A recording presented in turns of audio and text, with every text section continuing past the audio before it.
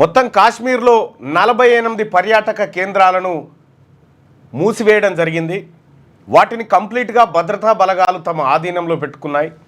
సమస్యాత్మకం అనిపించినటువంటి ప్రాంతాల్లోకి పర్యాటకులను అనుమతించట్లేదు.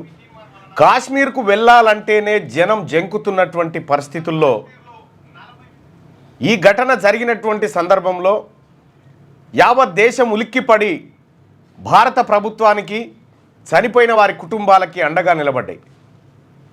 కానీ ఎయిర్లైన్స్ మాత్రం కాశ్మీర్ నుంచి ఇతర ప్రాంతాలకు వెళ్ళే ఎయిర్లైన్స్ మాత్రం విపరీతంగా 6,000 ఉన్న టికెట్లను 60,000 చేసి దోపిడీకి తెగబడ్డాయి. సో ఆ రకంగా ఎయిర్లైన్స్ పైన విమర్శలు వచ్చినాయి. కాశ్మీర్ ఇంకా అదే భయాందోళన నుంచి ఇంకా బయటపడలేదు. 4 ఉగ్రవాదులని ఎవరైతే భావిస్తూ ఉన్నారో కాల్పులు దిగబడ్డటువంటి వాళ్ళు ఇప్పటి వరకు వాళ్ళ ఆచూకీ లేదు. అక్కడక్కడ వాళ్ళ సిగ్నల్స్ వచ్చినాయని చెప్తా ఉన్నారు, కానీ అది నమ్మశక్యంగా లేదు. ఎన్ఐఏ దర్యాప్తు చేపడుతున్నప్పటికీ ఉగ్రవాదుల జాడ పత్తా మాత్రం ఇప్పటిదాకా దొరకలే. ఆ కొండలలో ఎక్కడ దట్టమైన అడవుల్లో దాచుకున్నారని చెప్తా ఉన్నారు, కానీ మరి వాళ్ళు దొరకరా ఏమవుతారనేది ఇంకా స్పష్టత రాలేదు బలగాల నుంచి. ఈ ఉగ్రవాదుల వ్యవహారం ఇక్కడ ఉండగా అటు బార్డర్లో పాకిస్తాన్ భారత్ 2 దేశాలు యుద్ధ వాతావరణంలోకి దిగినట్టుగా అనిపిస్తూ ఉంది.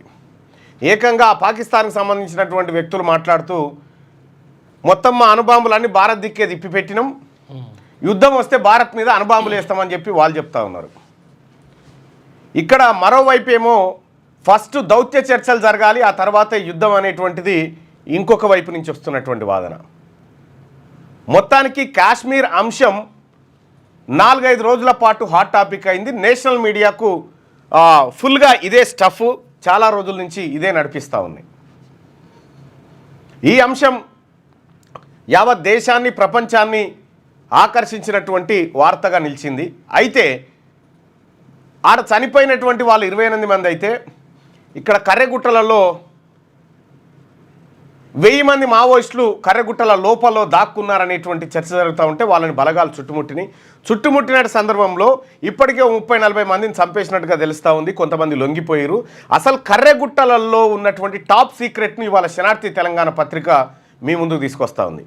అసలు కర్రెగుట్టలలో ఎవరున్నారు, భద్రతా బలగాల టార్గెట్ ఎవరు, నిజంగా వాళ్ళు అక్కడే ఉన్నారా, మరో చోట ఎక్కడైనా ఉన్నారా, భద్రతా బలగాలు పన్నిన వ్యూహం ఏంది, మావోయిస్టులు పన్నిన ప్రతి వ్యూహం ఏంది, ఈ ప్రత్యేక కథనాన్ని శనార్థి తెలంగాణ పత్రిక మీకు అందించబోతా ఉంది ఇవాళ. ఇవి 2 భద్రతకు సంబంధించినటువంటి అంశాలు. అయితే ఇక రాజకీయాల అంశాలు చూస్తే కె చంద్రశేఖరరావు గారు ఎల్కతుర్తిలో నిర్వహించినటువంటి సభ తర్వాత బీఆర్ఎస్ పార్టీలో కొంత జోష్గా అనిపిస్తూ ఉంది. సభ సక్సెస్ కావడం, సభలో అసలు అధికార పక్షాన్ని పెద్దగా పట్టించుకోకపోవడం, కేసీఆర్ అసలు రేవంత్ రెడ్డి గారి టాపికే లేపకపోవడం, అతన్ని ఒక సీఎంగా కాకుండా అట్లా వదిలేసినటువంటి పరిస్థితుల్లో కొద్దిగా కాంగ్రెస్ శ్రేణులు బగ్గుమంటా ఉన్నాయి. కాంగ్రెస్లో అందరు శ్రేణులు కాదు, మళ్ళీ కొంతమంది మాత్రమే అసలు ఏం మాట్లాడాలి మనం అనగనే పాయ కదా, అంటే ఏమన్నా అందామంటే ఏం ఆడ పరిస్థితి కనిపిస్తలేదు. సో పొడిగా ఏమన్నా మాట్లాడిగా ప్రెస్ మీట్లనైతే అనే పరిస్థితి లేదు రేవంత్ రెడ్డి గారు.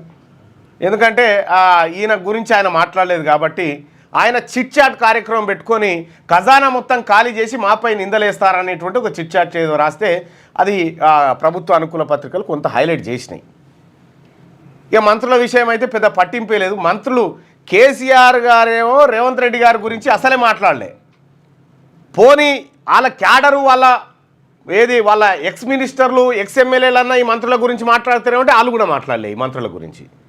ఓవరాల్గా బీఆర్ఎస్ పార్టీ సభ ద్వారా కాంగ్రెస్ పార్టీ స్థాయిని నిర్ణయించిండు కేసీఆర్. సో చాలామందికి అటు పిసిసి అధ్యక్షులు మహేష్ కుమార్ గౌడ్ ఆయన ప్రెస్ మీట్ పెట్టి ఆయన తనలాడిండు, కాంగ్రెస్ పార్టీని డిఫెండ్ చేసేటువంటి తనలాడిండు, కానీ అది అంత మొత్తంలో కాలేదు, ఫలించలేదు. మొత్తానికి ఎల్కతుర్తి సభలో కాంగ్రెస్ పైచేయి సాధించిందా అంటే కాంగ్రెస్ పార్టీ మంత్రులు కూడా చెప్తుంది అసలు మేము తలుసుకుంటే మీ సభ ఏదైనా అనేటువంటి మాట చెప్తా ఉంటే మీరు తలుసుకున్నారు కాబట్టి తర్వాత హైకోర్టుకు పోయి ఆ తర్వాత పర్మిషన్లు తీసుకొచ్చుకొని వాళ్ళ సభ నిర్వహించుకునేటువంటి పరిస్థితి వచ్చింది. పర్మిషన్ల దగ్గర కూడా బీఆర్ఎస్ పార్టీ పైచేయి సాధించింది. సభా నిర్వహణ దగ్గర బీఆర్ఎస్ పార్టీ, సభలో మాట్లాడిన టాపిక్ దగ్గర బీఆర్ఎస్ పార్టీ ఎక్కువ 100కి 100 మార్కులు సాధించింది. కాంగ్రెస్ పార్టీ ప్రభుత్వం దాన్ని డిఫెండ్ చేయడంలో కానీ దాన్ని నిలువరించడంలో కానీ కంప్లీట్గా విఫలమైనట్టుగా ముఖ్యమంత్రి రేవంత్ రెడ్డి గారి సారథ్యంలో అటర్ ఫ్లాప్ అయినట్టుగా స్పష్టంగా నిన్న మొన్న జరుగుతున్నటువంటి చర్చలను బట్టి తెలుస్తూ ఉంది. అయితే ఇది తాత్కాలికం మాత్రమే, పూర్తి స్థాయిలో ఈ పరిస్థితులు ఉండకపోవచ్చు. బీఆర్ఎస్ పార్టీ సభ సక్సెస్ అయింది కాబట్టి ఈ సభ ద్వారా మొత్తం దున్నేస్తాం మేలేస్తాం అనేటువంటి పరిస్థితులు ఉండవు. రేపు పొద్దుగాల ఒక గట్టి 2 పథకాలను తీసుకొని ప్రజాక్షేత్రంలోకి కనుక కాంగ్రెస్ పార్టీ దిగితే మళ్ళీ పరిణామాలు ఉల్టా అవుతాయి. కాబట్టి విషయం ఏంటంటే ఇప్పుడున్నటువంటి రాజకీయ పరిస్థితులు ఈ రోజు వరకు ఉన్నటువంటి వాటిలో కాంగ్రెస్ పార్టీ కాస్త డౌన్ అయిన మాట స్పష్టంగా కనిపిస్తుంది. బీఆర్ఎస్ పార్టీ కొత్త ఉత్తేజాన్ని కనబరిచింది వాళ్ళ కార్యకర్తల ముందు. ఇది స్పష్టంగా కనిపిస్తున్నటువంటి అంశం. సో ఇవి రాజకీయాలకు సంబంధించినటువంటి. అయితే ఇక భారతీయ జనతా పార్టీకి సంబంధించినటువంటి పరిశీలకులు సునీల్ బన్సల్ కూడా ఇవాళ హైదరాబాద్ రాబోతూ ఉన్నారు. పార్టీ సంస్థాగత నిర్మాణం, పార్టీ కొత్త అధ్యక్షుడు అంటూ ఉగాది కాడి నుంచి ఊరించుకుంటూ వస్తూ ఉన్నారు. ఇప్పటిదాకా కొత్త అధ్యక్షుడు లేదు, పాత అధ్యక్షుడు అదే పాట, ఈ వ్యవహారం జరిగిపోతూ ఉంది. సో ఎండలు మాత్రం విపరీతంగా దంచి కొడుతూ ఉన్నాయి. అనేక మంది అల్లాడిపోతూ ఉన్నారు. ప్రజలారా తగు జాగ్రత్తలు తీసుకోండి, నీడ పట్టుకుండండి, బయటికి వెళ్తే చెత్తిరి వాడండి, ప్రాణాలు మాత్రం రక్షించుకోండి.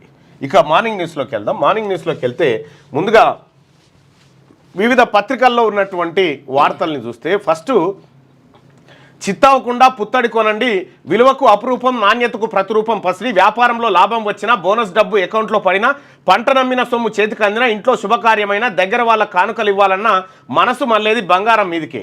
ఇప్పుడు మేలిం బంగారం తులం బంగారం 1,00,000 సమీపాన ఉంది. అరగ్రాము కూడా అపురూపంగా మారిన తరుణంలో బంగారం కొనుగోలు చేసేటప్పుడు కొన్ని జాగ్రత్తలు తప్పనిసరిగా తీసుకోవాలని సూచిస్తున్నారు నిపుణులు. ఏమేం జాగ్రత్తలు తీసుకోవాలి బంగారం కొనేటప్పుడు, ఎటువంటి దాన్ని కొనాలనేది ఇక్కడ ప్రత్యేకమైన కథనం. పసిడి నాణ్యతను నిర్ణయించడంలో హాల్ మార్క్ కీలకమైంది.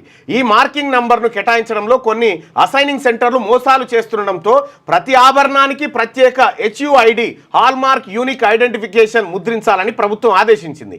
దీనిని పరిశీలించేందుకు BIS కేర్ యాప్ను విడుదల చేసింది. మన మొబైల్లో ఈ యాప్ డౌన్లోడ్ చేసుకొని ఆభరణంపై ఉండే HUID నంబర్ అసలుదో కాదో ధృవీకరించుకోవచ్చు. దీంతో ఆభరణాన్ని ఎవరు ఏ సంవత్సరం ఏ నెలలో రూపొందించారనే వివరాలన్నీ వచ్చేస్తాయి. HUIDని కేంద్రీకృత సాఫ్ట్వేర్తో రూపొందించారట. ఈ యాప్ను డౌన్లోడ్ చేసుకుంటే మీరు బంగారం కొనేటప్పుడు ఆ బంగారం మీద ఉండేటువంటి హాల్ మార్క్ ఏదైతే ఉందో ఆ హాల్ మార్కుని ఈ యాప్లో ఫోటో తీస్తే ఈ హాల్ మార్క్ కరెక్టేనా డూప్లికేట్దా, అసలు ఈ బంగారం కొనొచ్చా వద్దా అనేది ఆ యాప్ చెప్పేస్తుందట. సో ఇట్లా ఒకప్పుడు అందులో మనం ఎవరైనా బంగారం కొనుక్కొచ్చుకొని మన అవసరాన్ని ఉంటే ఆయన చూపించుకొని బంగారం మంచిదేనా మేలుమేనా కాదా అని చెక్ చేసుకుంటుంది. ఇప్పుడు ఈయన అయింది అన్నట్టు, ఈ యాపే అవసరం కంటే ఇంకెక్కువనే అయింది ఇప్పుడు ఇది పరిస్థితి. సో వాళ్ళ ఉపాధి కొంత పోయింది. ఇది బంగారానికి సంబంధించి ఇటీవల కాలంలో చాలామంది ప్రజలు బంగారం ధర పెరగడం కారణం ఏంటంటే బంగారం మీద విపరీతంగా ఇన్వెస్ట్ చేస్తూ ఉన్నారు కాబట్టి రేట్లు పెరుగుతూ ఉన్నాయి అనేది ఈనాడులో ప్రధానంగా ఒక వార్తను చూసుకోవచ్చు ఎట్లా కొనాలనేది.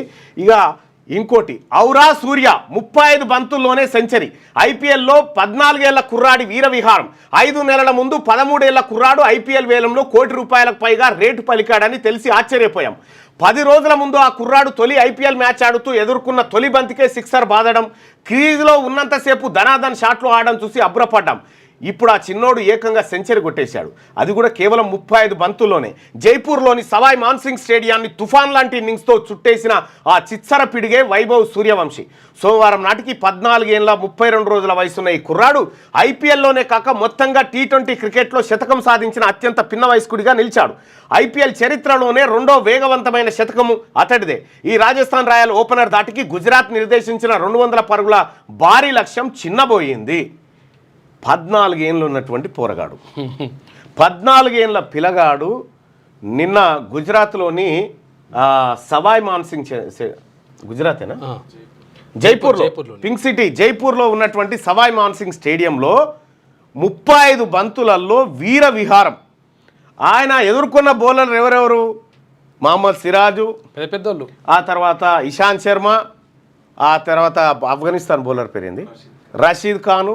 ఇగో ఇటువంటి వాళ్ళ బౌలర్లు వేస్తేనే కుక్కల కొట్టినట్టుకు వచ్చిండు.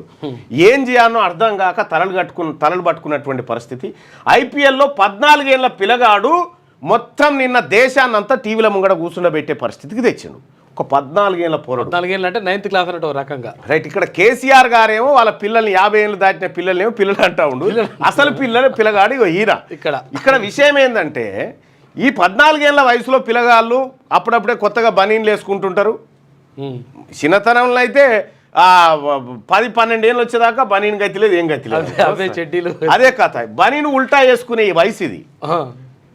ఏది బనీను ఉల్టా వేసుకునేటువంటి వయసులో ఉన్నటువంటి పిల్లగాడు. అసలు పాల బుగ్గలు ఉన్నటువంటి పిల్లగాడు నిన్న ఆట ఆడితే ఆ ఆటను చూసి మొత్తం క్రికెట్ ప్రపంచమే ఏందిరా, ఎక్కడి నుంచి వచ్చిందిరా ఈ పోరడు అనేటువంటి పరిస్థితి. అయితే 13 ఏళ్ల కుర్రాడిని ఐపీఎల్ వేలంలో ₹1 కోటి పైగా రేటు పలికాడని తెలిసి అప్పుడే ఈ పోరగాడేం ఆడతారా భయ్, ఆ బాల్ అందిస్తున్నందుకు పనికొస్తాడు. కానీ బాల్ కాదు కదా, ఈ పోరడు కొట్టిన బాల్ తెస్తున్నందుకే యాష్టపడ్డారు పెద్ద పెద్ద క్రికెటర్లకి. అగో అటువంటి పరిస్థితిలో ఈ కుర్రవాడు బీహార్కు చెందినటువంటి ఈ బాబు చిన్నతనం నుంచి క్రికెట్లో మెలకువలు నేర్చుకొని 14 సంవత్సరాల వయసులోనే ప్రపంచ దృష్టిని ఆకర్షించేటువంటి సెంచరీ చేసిండు. 35 బాల్స్లో సెంచరీ, 32 బాల్స్లో క్రిస్ గేల్స్ ఉన్నట్టుంది, వెస్టిండీస్ ఆటగాడు క్రిస్ గేల్ సెంచరీ. ఆ తర్వాత ఈ అబ్బాయి సెకండ్ ప్లేస్. ఈ అబ్బాయి అయితే క్రిస్ గేల్స్ అనుభవం అంతా కూడా లేదు ఈ అబ్బాయి వయసు అంతే. ఇప్పుడు ఇతనికి బౌలింగ్ వేసినటువంటి వాళ్ళు ఎవరైతే ఉన్నారో వాళ్ళ క్రికెట్ అనుభవం అంతా కూడా ఈ వయసు ఉండదు. సో కాబట్టి వయస్సు టాలెంట్కి వయసుతో సంబంధం లేదు. కాబట్టి మనమందరం కూడా మన పిల్లలకు వాళ్ళ టాలెంట్ను గుర్తించగలిగితే అద్భుతాలు సృష్టిస్తారు. ఇక ఈ పిల్లగాన్ని చూసి ఇప్పటి నుంచి చాలామంది అకాడమీలో జాయిన్ చేస్తున్నారు. కాదు, వాళ్ళ ఇంట్రెస్ట్ని బట్టి చేంజ్ చేయండి. కరెక్ట్. కాబట్టి ఔరా సూర్య అంటే నిజంగా ఫిదా అయిపోయిందంతా. ఔరా అనిపించిండు. ఇంకా అబ్బాయి గురించి మిగతా ఏమేమి రాసిన వార్తాపత్రికలు చూద్దాం. ఢిల్లీలో సోమవారం రాష్ట్రపతి ద్రౌపది ముర్ము నుంచి పద్మవిభూషణ్ పురస్కారం అందుకుంటున్న ప్రముఖ వైద్య నిపుణుడు డాక్టర్ డి నాగేశ్వర్ రెడ్డి, పద్మభూషణ్ పురస్కారం స్వీకరిస్తున్న ప్రముఖ నటుడు నందమూరి బాలకృష్ణ తొలి విడతగా 71 మందికి పద్మ పురస్కారాలు ప్రదానం చేసిరట. నందమూరి బాలకృష్ణ గారికి ఏ కోటలు ఇచ్చారు మరి? సినిమా రంగం నటన కోటనే ఆయనకు పురస్కారాలు అందజేసిరు. సో ఇక్కడ మాడుగుల నాగఫణి శర్మ గారికి కూడా పద్మ పురస్కారం అందజేసారు. ఆయనకి చాలా ఆలస్యంగా వచ్చింది అది. వాస్తవానికి ఆయన అవధానానికి ఆయన ఉన్నప్పుడు ఫిదా అయిపోయినా నేను ఇప్పటికి కూడా మాడుగుల నాగఫణి శర్మ గారి అవధానం కానీ గరికపాటి గారి అవధానం కానీ నేను చాలా ఇంట్రెస్ట్గా వింటా. చాలా అద్భుతంగా, నాకు కూడా చాలా బాగా ఇష్టం అసలు యాక్చువల్గా ఒకసారి అవధానాన్ని ఒకసారి మీరు విని చూడండి, ఎంత అద్భుతం ఉంటుందో దాంట్లో. అంటాడు ఇట్లా మంచిగా. అభద్రతలో ఉన్నది కేసీఆర్ కాదు, రేవంత్ రెడ్డి గారు. బారాసాను ప్రజలు నమ్మే పరిస్థితి లేదు. రాహుల్ గాంధీకి నాకు మధ్య అంతరం అవాస్తవం. ఇది చాలు. కొందరు అధికారులు సంపాదన వైపే చూస్తున్నారు. మీడియాతో ఇష్టాగోష్ఠిలో సీఎం రేవంత్ రెడ్డి. ఎల్కతుర్తి సభలో కేసీఆర్ మాటల్లో అభద్రత కనిపించింది. ఆయన ప్రసంగంలో పసలేదు, స్పష్టత లేదు. కాంగ్రెస్ పై తన అక్కసునంతా వెళ్ళగక్కారు. కేసీఆర్ ఏం చేసినా బరాసాను ప్రజలు నమ్మే పరిస్థితి లేదు. అసెంబ్లీలో బరాసా తరఫున మాట్లాడుతున్నది పిల్లగాళ్ళని ఆయనే చెప్పేశారు. మరి వారిని ఎందుకు అసెంబ్లీకి పంపిస్తున్నారు అని ముఖ్యమంత్రి రేవంత్ రెడ్డి విమర్శించారు. కాంగ్రెస్ సీనియర్ నేత బీసీల ద్రోహి జానారెడ్డి ఇంటి వద్ద సోమవారం సీఎం రేవంత్ మీడియాతో ఇష్టాగోష్ఠిగా మాట్లాడినటువంటి సందర్భం. ఏమైంది అట్లా రాసిరా అంటున్నా. ఏమని? బీసీల ద్రోహి మరి నిరూపించాను. ఒకటి అక్కడ ఒక బుక్ ఉంది నా టేబుల్ మీద, తీసుకురా. జానారెడ్డి బీసీల ద్రోహి అని నేను నిరూపించాలి కదా. ఇప్పుడు చెలకుర్తి నియోజకవర్గం అని ఉండే. చెలకుర్తి నియోజకవర్గంలో నాగార్జున సాగర్ కంటే ముందు చెలకుర్తి నియోజకవర్గం ఉండే. ఈ చెలకుర్తి నియోజకవర్గంలో నిమ్మల రాములు గౌడ్ అని ఒక ఆయన ఉండే. నిమ్మల రాములు గౌడ్. నిమ్మల రాములు గౌడ్ ఇంట్లో ఆయన బెడ్ మీద అంటే ఈ జానారెడ్డి ఆ మూలకు ఆ చెప్పుల స్టాండ్ కాడ పణుకుంచోడు, కూసుండు కాదు, పణుకుంచోడు. ఇది ఈయన నిమ్మల రాములు గౌడ్ అని బీసీ బిడ్డ, చాలా మషూర్ మనిషి. ఎట్లా అంటే అసలు జానారెడ్డి కూడా ఆడ ఇట్లా వంగాల్సిందే, ఓకే. అంత పెద్ద స్ట్రాంగ్ ఆయన. నిమ్మల రాములు గౌడు ఈయన గురించి చెప్పాలి, ఈయన గురించి చెప్తే అటు వస్తాం.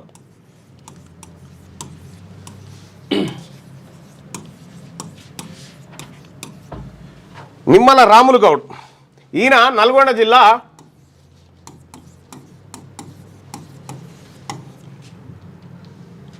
నకిరేకల్ మండలం తాటికల్ ఊర్లో పుట్టిండు. గ్రామం తాటికల్ గ్రామంలో పుట్టిండు. ఎప్పుడు? ఫిబ్రవరి 8, 1905 జన్మించాడు. ఈయన గురించి తెలుసుకోండిగా.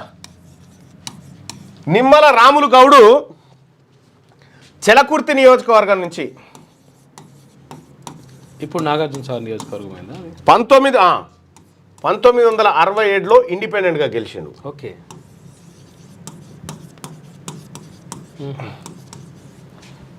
స్వతంత్ర అభ్యర్థి ఏ పార్టీ అవసరం లేదు. 1972 కాంగ్రెస్, తర్వాత 1978లో కాంగ్రెస్, ఇట్లా గెలిచిండు. 3 సార్లు వరుసగా భారీ మెజార్టీతో గెలిచిండు. 1978లో జానారెడ్డిని చిత్తు కూడా కొట్టిండు. ఓకే. చిత్తుగా జానారెడ్డిని. ఈయనకు వచ్చిన ఓట్లో సగం ఓట్లు కూడా రాలే జానారెడ్డికి. చిత్తు కూడా కొడితే ఎవరు మరి ఇంతకు జానారెడ్డి ఎవరు? జానారెడ్డికి నిమ్మల రాములు గౌడుకున్నటువంటి సంబంధం ఏంటంటే, జానారెడ్డి నిమ్మల రాములు గౌడు ఇంట్లో రోజు తెల్లారు లేస్తే హాజరి సార్. నిమ్మల రాములు గౌడు ప్రోత్సాహంతో చదువుకొని ఆయన పెట్టిన భిక్షం ద్వారా టీచర్ అయిండు. ఓకే. టీచర్ అయిన తర్వాత నిమ్మల రాములు గౌడు కుటుంబంలో కలహాలు సృష్టించి ఆఖరికి ఏం చేసిండు? నిమ్మల రాములు గౌడు మీదనే పోటీ చేసిండు. ఓకే. పోటీ చేసి ఆయన సీటు గుంజుకోవాలని ప్రయత్నం చేసిండు. చిత్తు కూడా కొట్టిరు. ఆ తర్వాత జరిగింది ఏంటంటే 1980లో ఇందిరాగాంధీ గారు రాములు గౌడ్ గారి టాలెంట్ను గుర్తించి, రాములు గౌడ్ గారు మీరు పార్లమెంటుకు రావాలని ఎంపీ టికెట్ ఇస్తే, ఇగో ఈయన కుట్రబన్ని ఇతను అప్పట్లో జానారెడ్డి తెలుగు మహానాడు అనే ఓ పార్టీని పెట్టిండు. ఓకే. ఓ పార్టీని పెట్టి ఎన్టీ రామారావుతో విభేదించి ఓ పార్టీని పెట్టి ఆ పార్టీని తీసుకుపోయి నేను కాంగ్రెస్లో కలుపుతా, ఈ సీటు మావనికి అని రెడ్డి ఆయనకి ఇప్పించాడు. జే దామోదర్ రెడ్డి ఆయన పేరు ఏదో ఉంది, జే దామోదర్ రెడ్డి అనేట ఆయనకి ఇప్పించాడు. రాములు గౌడ్ టికెట్ ఇక్కడ కట్ చేసిండు. ఇట్లా కట్ చేసిన తర్వాత కాసు బ్రహ్మానంద, నిమ్మల రాములు గౌడ్ ఎంత మంచోడో చూడు. కాసు బ్రహ్మానంద రెడ్డి సీఎం ఉండే. ఓకే. కాసు బ్రహ్మానందరెడ్డి సీఎం ఉంటే నిమ్మల రాములు గౌడు సీనియర్ కాంగ్రెస్ లీడర్ అని చెప్పి మంత్రి పదవి తీసుకోమని ఆహ్వానించిండు ఆయనని. ఓకే. మంత్రి పదవి తీసుకోమని నిమ్మల రాములు గౌడ్ను ఆహ్వానిస్తే జానారెడ్డి పుల్లేసి అసలు ఈయనకి ఇంగ్లీషే రాదు అని చెప్పి ఈయనకు మంత్రి పదవి రాకుండా చేసిండు. జానారెడ్డి రాకుండా చేసి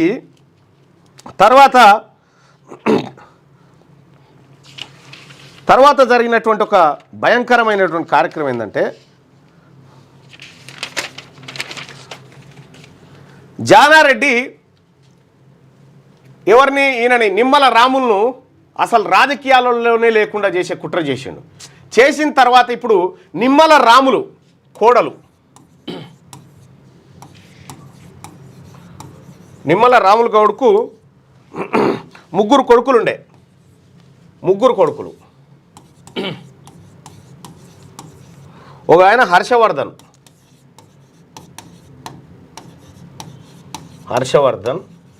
రెండో ఆయన నరేందర్, 3 ఆయన కొండయ్య.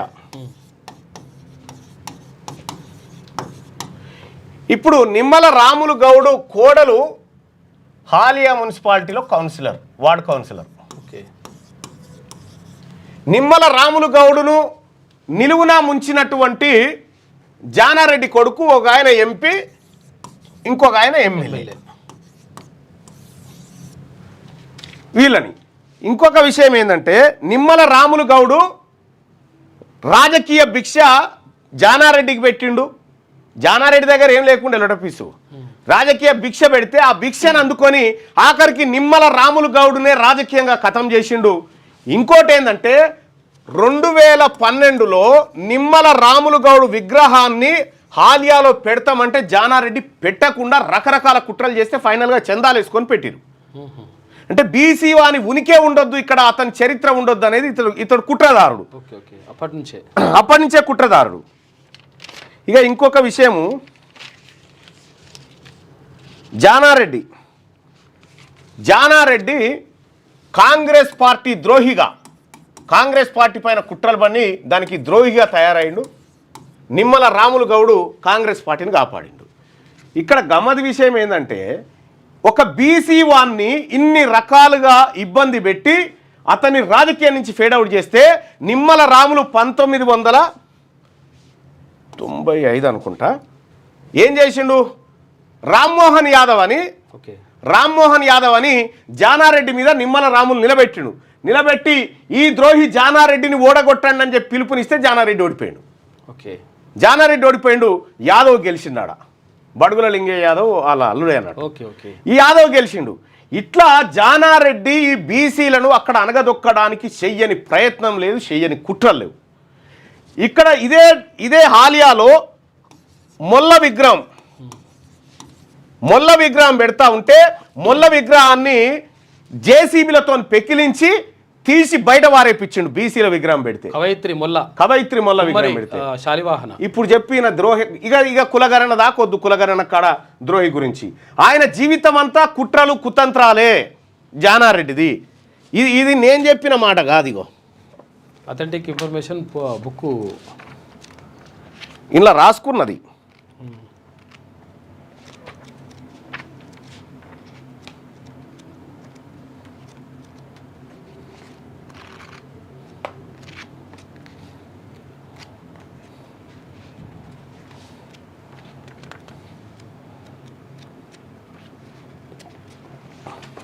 ఇగో కుందూరు జానారెడ్డి నిమ్మల రాములు కుటుంబంలో ఒక సభ్యుడిగా చదువుకొని టీచర్ ఉద్యోగం చేస్తూ వివాహం చేసుకొని అంచెలంచెగా ఎదగడానికి నిమ్మల రాములే కారణమని చెబుతారు. అనేక సార్లు జానారెడ్డి కూడా చెప్పిండట తన రాజకీయ గురువు నిమ్మల రాములే అని. ఇవాళ నిమ్మల రాముల వారసుని ఒక్కని కూడా ఉనికి లేకుండా చేసిండాడ. మరి ఇక్కడ రాసిర్రా అంటే ఇది రాయాలన్నా దీనికి? ఓకే, ఇప్పుడు బరాబర్ ఒప్పుకున్నావా? బరాబర్ సెట్ అయిన మీ గౌడ జాతి ఆనిముత్యాన్ని అనగదొక్కినటువంటి ద్రోహి. అర్థమైంది. ఇక ఇది సమావేశంలో చర్చిస్తున్న సీఎం రేవంత్ రెడ్డి సీనియర్ నాయకులు జానారెడ్డి సీనియర్ నాయకులు కాదు, బీసీ ద్రోహి జానారెడ్డి అని రాయాలి రేపటి నుంచి. అణగారిన వర్గాల అభ్యున్నతితోనే సమాజంలో మార్పు, అందుకే అప్పట్లో మావోయిస్టులతో చర్చలు, సీఎం రేవంత్ రెడ్డితో అనుభవాలను పంచుకున్న జానారెడ్డి ఈయననట జానారెడ్డి గారు హోంమంత్రిగా ఉన్నప్పుడు మావోయిస్టులతో చర్చలు జరిపిన మాట వాస్తవం. జరిపిన తర్వాత చర్చలకు పిలిచి ఎంతమంది మావోయిస్టులను ఊచకోత గోయించాడు జానారెడ్డి, ఎంతమంది మావోయిస్టులను పిట్టల్లాగా కాల్చిపారేసాడు జానారెడ్డి హోంమంత్రిగా ఉన్నటువంటి సమయంలో. ఈయన విషయం ఏంటంటే ఇక్కడ 2016 ఆగస్టు 8 తారీఖు 2016 ఆగస్టు 8 తారీఖు ఈయన నేచర్ కేర్ ట్రీట్మెంట్ కోసం కేరళకు పోతాడు. ఈయన ఎవరు? జానారెడ్డి నేచర్ కేర్ ట్రీట్మెంట్ కోసం కేరళకు పోతాడు. ఆ కేరళకు పోయి కేరళ నుంచి ఒక ఆపరేషన్ చేస్తాడు. ఆ ఆపరేషన్లో నయీం ఇక్కడ కథమవుతాడు. నయీంను అడ్డగా పెట్టుకొని అత్యధికంగా సంపాదన దోపిడీలకు తెగబడ్డది జానారెడ్డి. ఇంకొక రెడ్డి కూడా ఉండు. సో ఇట్లా ఈ రకంగా వీళ్ళు చేసినటువంటి కుట్ర. వీళ్ళు ఏం చేసిరంటే వీళ్ళు నయీంతో చేతులు కలిపి సంపించింది ఎవరెవరిని? బెల్లి లలితను, తర్వాత సాంబశివుని, కోనపూరి సాంబశివుడిని, ఆ తర్వాత రాములను, ఇట్లా బీసీ వర్గాలన్నిటిని చంపించినటువంటి కుట్రదారుడు ఈయన దగ్గరికి పోయి ఆ సిపాయి దగ్గరికి పోయి ఈయన సలహాలు సూచనలు. జానారెడ్డికి ఏమన్నా తెలుసా అంటే కుట్ర ఎట్లా చేయాలి, బీసీలను ఎట్లా అనగదొక్కాలి, ఇదొక్కటే తెలుసు. ఈసారి ఖచ్చితంగా నీ ఇంటి రాజకీయ జీవితాన్ని బీసీలు సమాధి చేస్తారు, ఇది తప్పది. శాంతి చర్చలపై అధిష్టానం అభిప్రాయం కోరాలని ఏం తెలుసా జానారెడ్డి గారికి లొట పీస్ ఏం తెలుసా? గివే కదా ఆయన చరిత్ర అంతా గిదేనా, కుట్రలు కుతంత్రాలు.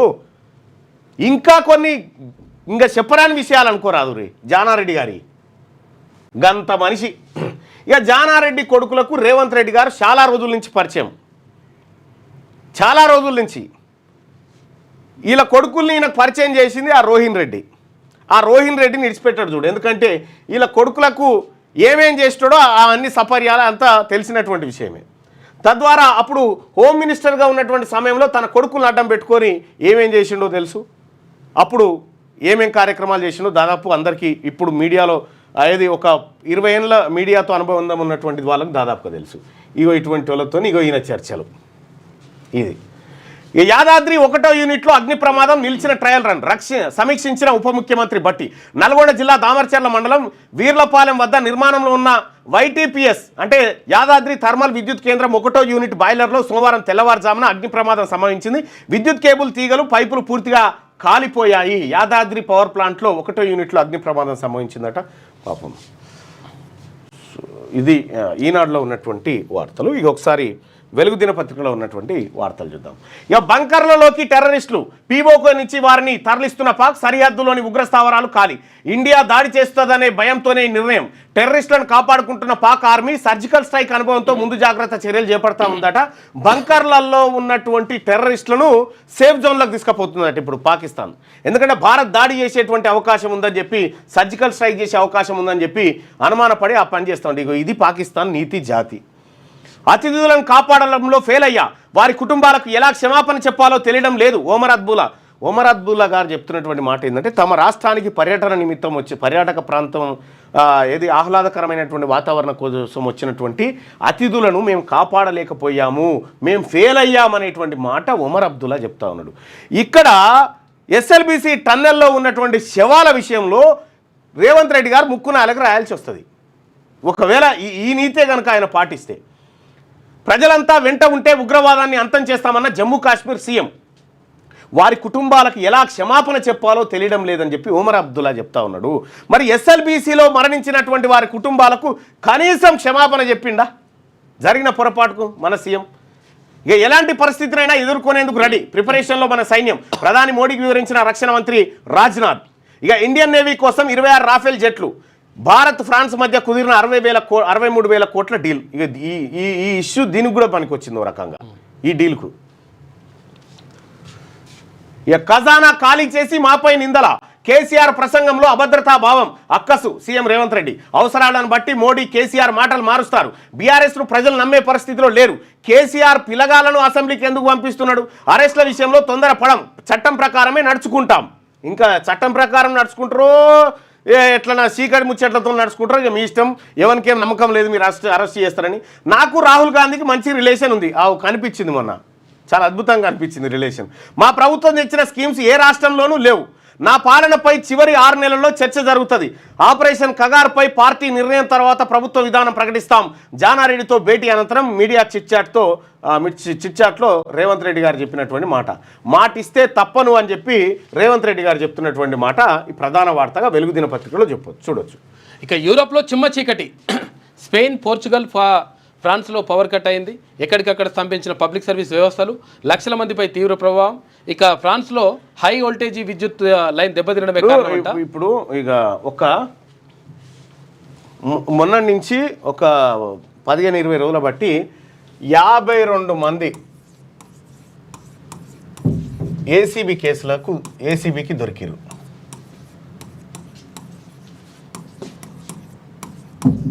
52 మంది దొరికితే ఇందులో 48 మంది SC, ST, BC.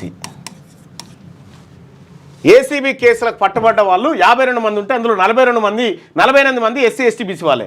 వీళ్ళు వీళ్ళని పట్టుబడేటట్టు చేస్తారు అన్నట్టు వాళ్ళు. దాని పూర్తి డేటా ఒకసారి మీ ముందుకు తీసుకొస్తా. ఇక యూరోప్లో చిమ్మ చీకటి. స్పెయిన్, పోర్చుగల్, ఫ్రాన్స్లో పవర్ కట్ అయింది. ఎక్కడికక్కడ స్తంభించిన పబ్లిక్ సర్వీస్ వ్యవస్థలు, 1,00,000 మందిపై తీవ్ర ప్రభావం. ఇక ఫ్రాన్స్లో హై వోల్టేజ్ విద్యుత్ లైన్ దెబ్బతినడమే కారణమంట. సమస్యను పరిష్కరించే పనిలో ఆయా దేశాలు నిమగ్నమైనాయి. రైట్గా చీఫ్ ఇన్ఫర్మేషన్ కమిషనర్గా చంద్రశేఖర్ రెడ్డి, మరో 7 సమాచార కమిషనర్లుగా నియామకం. గవర్నర్కు చేరిన ఫైలు ఆమోదించగానే ఉత్తర్వులు. ఆ లిస్టులో అయోధ్యరెడ్డి, బోరెడ్డి, పివి శ్రీనివాసరావు, కప్పర హరిప్రసాద్, పిఎల్ఎన్ ప్రసాద్, రాములు, వైష్ణవి, పర్వీన్ పేర్లు వినిపిస్తూ ఉన్నాయి. అయితే నిన్న నుంచి సోషల్ మీడియాలో చక్కర్లు కొడుతున్నటువంటి మాట ఏంటంటే, సో ఈయన చంద్రశేఖర్ రెడ్డి ఉన్నాడు కదా, ఈ చంద్రశేఖర్ రెడ్డి సీఎంఓలో ఉండే అసలు విజయశేఖర్ రెడ్డి వాళ్ళ తమ్ముడు. ఇక ఈ రకంగా సరే ఇదొక రెడ్ల కూటమిగా ఉండే.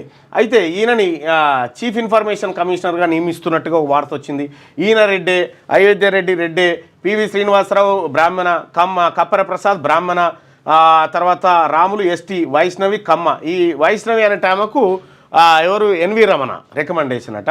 ఆ తర్వాత అయోధ్య రెడ్డి, ఆ తర్వాత ఎవరు వీళ్ళు చంద్రశేఖర్ రెడ్డి, వీళ్ళను పాపం అయోధ్య రెడ్డి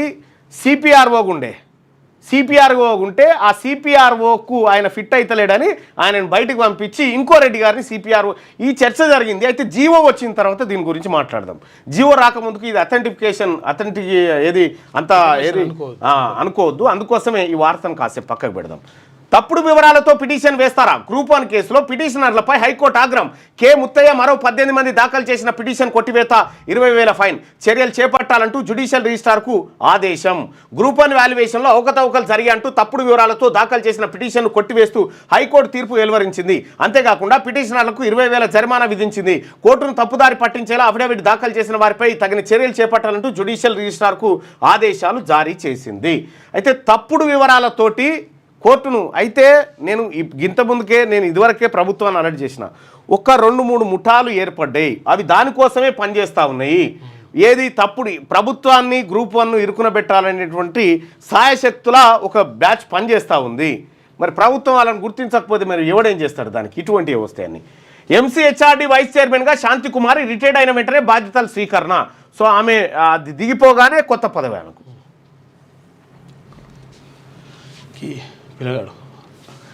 35 బాల్స్లోనే సెంచరీ. 14 ఏళ్ల వైభవ్ సూర్యవంశీ విశ్వరూపం. రాజస్థాన్ రాయల్స్ ప్లేయర్ 14 ఏళ్ల వైభవ్ సూర్యవంశీ బ్యాటింగ్లో విశ్వరూపం చూపించాడు. గుజరాత్ టైటాన్స్తో జరిగిన మ్యాచ్లో 35 బాల్స్లోనే సెంచరీ బాదాడు. T20లో సెంచరీ కొట్టిన యంగెస్ట్ ప్లేయర్గా రికార్డుకి ఎక్కారు. ఐపీఎల్లో ఇది 2nd ఫాస్టెస్ట్ సెంచరీ అంటూ ఒక వార్తను చూస్తూ ఉన్నాం. అన్ని పేపర్లు దాదాపుగా ఫ్రంట్ పేజీలో అబ్బాయి వార్తని రాసుకొచ్చినాయి. భూదాన్ భూముల కేసులో ఈడీ సోదాలు. వ్యాపారి మునావర్ ఖాన్, తర్వాత కదిరుండిసా, ఒడిస్సాకు చెందిన బుదియా అని ఒక పిల్లగాడు ఉంటుండే, రన్నింగ్ బుదియా మారథాన్ రన్నింగ్ చేస్తుండే, గీతనే. ఇక భూదాన్ భూముల కేసులో ఈడీ సోదాలు. వ్యాపారి మునావర్ ఖాన్, కదిరున్నిసా, ఎంఏ సుకుమార్ ఇండ్లు, ఆఫీసులో తనిఖీలు. వింటేజ్ బిఎండబ్ల్యూ కార్లు, 25 లక్షల నగదు, డాక్యుమెంట్లు స్వాధీనం. భూదాన్ యజ్ఞ బోర్డు భూముల అక్రమ రిజిస్ట్రేషన్ కేసులో వీరంతా నిందితులు. అందులో భూదాన్ భూములకు సంబంధించి ఒక ఆయన ఉంటాడు, రాజేందర్ రెడ్డి. గున్నా రాజేందర్ రెడ్డి ఉంటాడు. ఆయనను పట్టుకుంటే ఇంకా వెళ్తాయి భూదాన్ కథ. భూదాన్ యజ్ఞ బోర్డు భూముల అక్రమ రిజిస్ట్రేషన్ల కేసులో వీరంతా నిందితులు. గతంలో నాగారంలో 42 ఎకరాల 33 గుంటలు అన్యాక్రాంతం. ఐఏఎస్ అమయ్ కుమార్ కలెక్టర్గా ఉన్నప్పుడే భూముల బదలాయింపు, మనీ లాండరింగ్ కోణంలో ఈడీ దర్యాప్తు చేస్తూ ఉందట. ఇగో యాకుత్పురంలో వ్యాపారి మునావర్ ఖాన్ ఇంటి వద్ద ఈడీ సోదాలు చేస్తూ ఉందట. భూదాన్ భూముల అన్యాక్రాంతం కేసులో ఈడీ దర్యాప్తును ముమ్మరం చేసింది. రంగారెడ్డి జిల్లా మహేశ్వరం మండలం నాగారం రెవెన్యూ పరిధిలో 42 ఎకరాల 33 గుంటల భూమికి సంబంధించి ఇప్పటికే ఎన్ఫోర్స్మెంట్ కేసు ఇన్ఫర్మేషన్ రిపోర్టు నమోదైంది. సోమవారం బంజారాయిల్స్, మీర్పేట, విరాట్ నగర్, సంతోష్ నగర్, మొయినాబాద్, యాకుత్పురలోని వ్యాపారి మునావర్ ఖాన్, ఖరీదునిసా, ఎంఏ సుకుమార్, ఇర్ఫాన్ ఇండ్లు, ఆఫీసులో ఈడీ అధికారులు తనిఖీలు చేపట్టారు.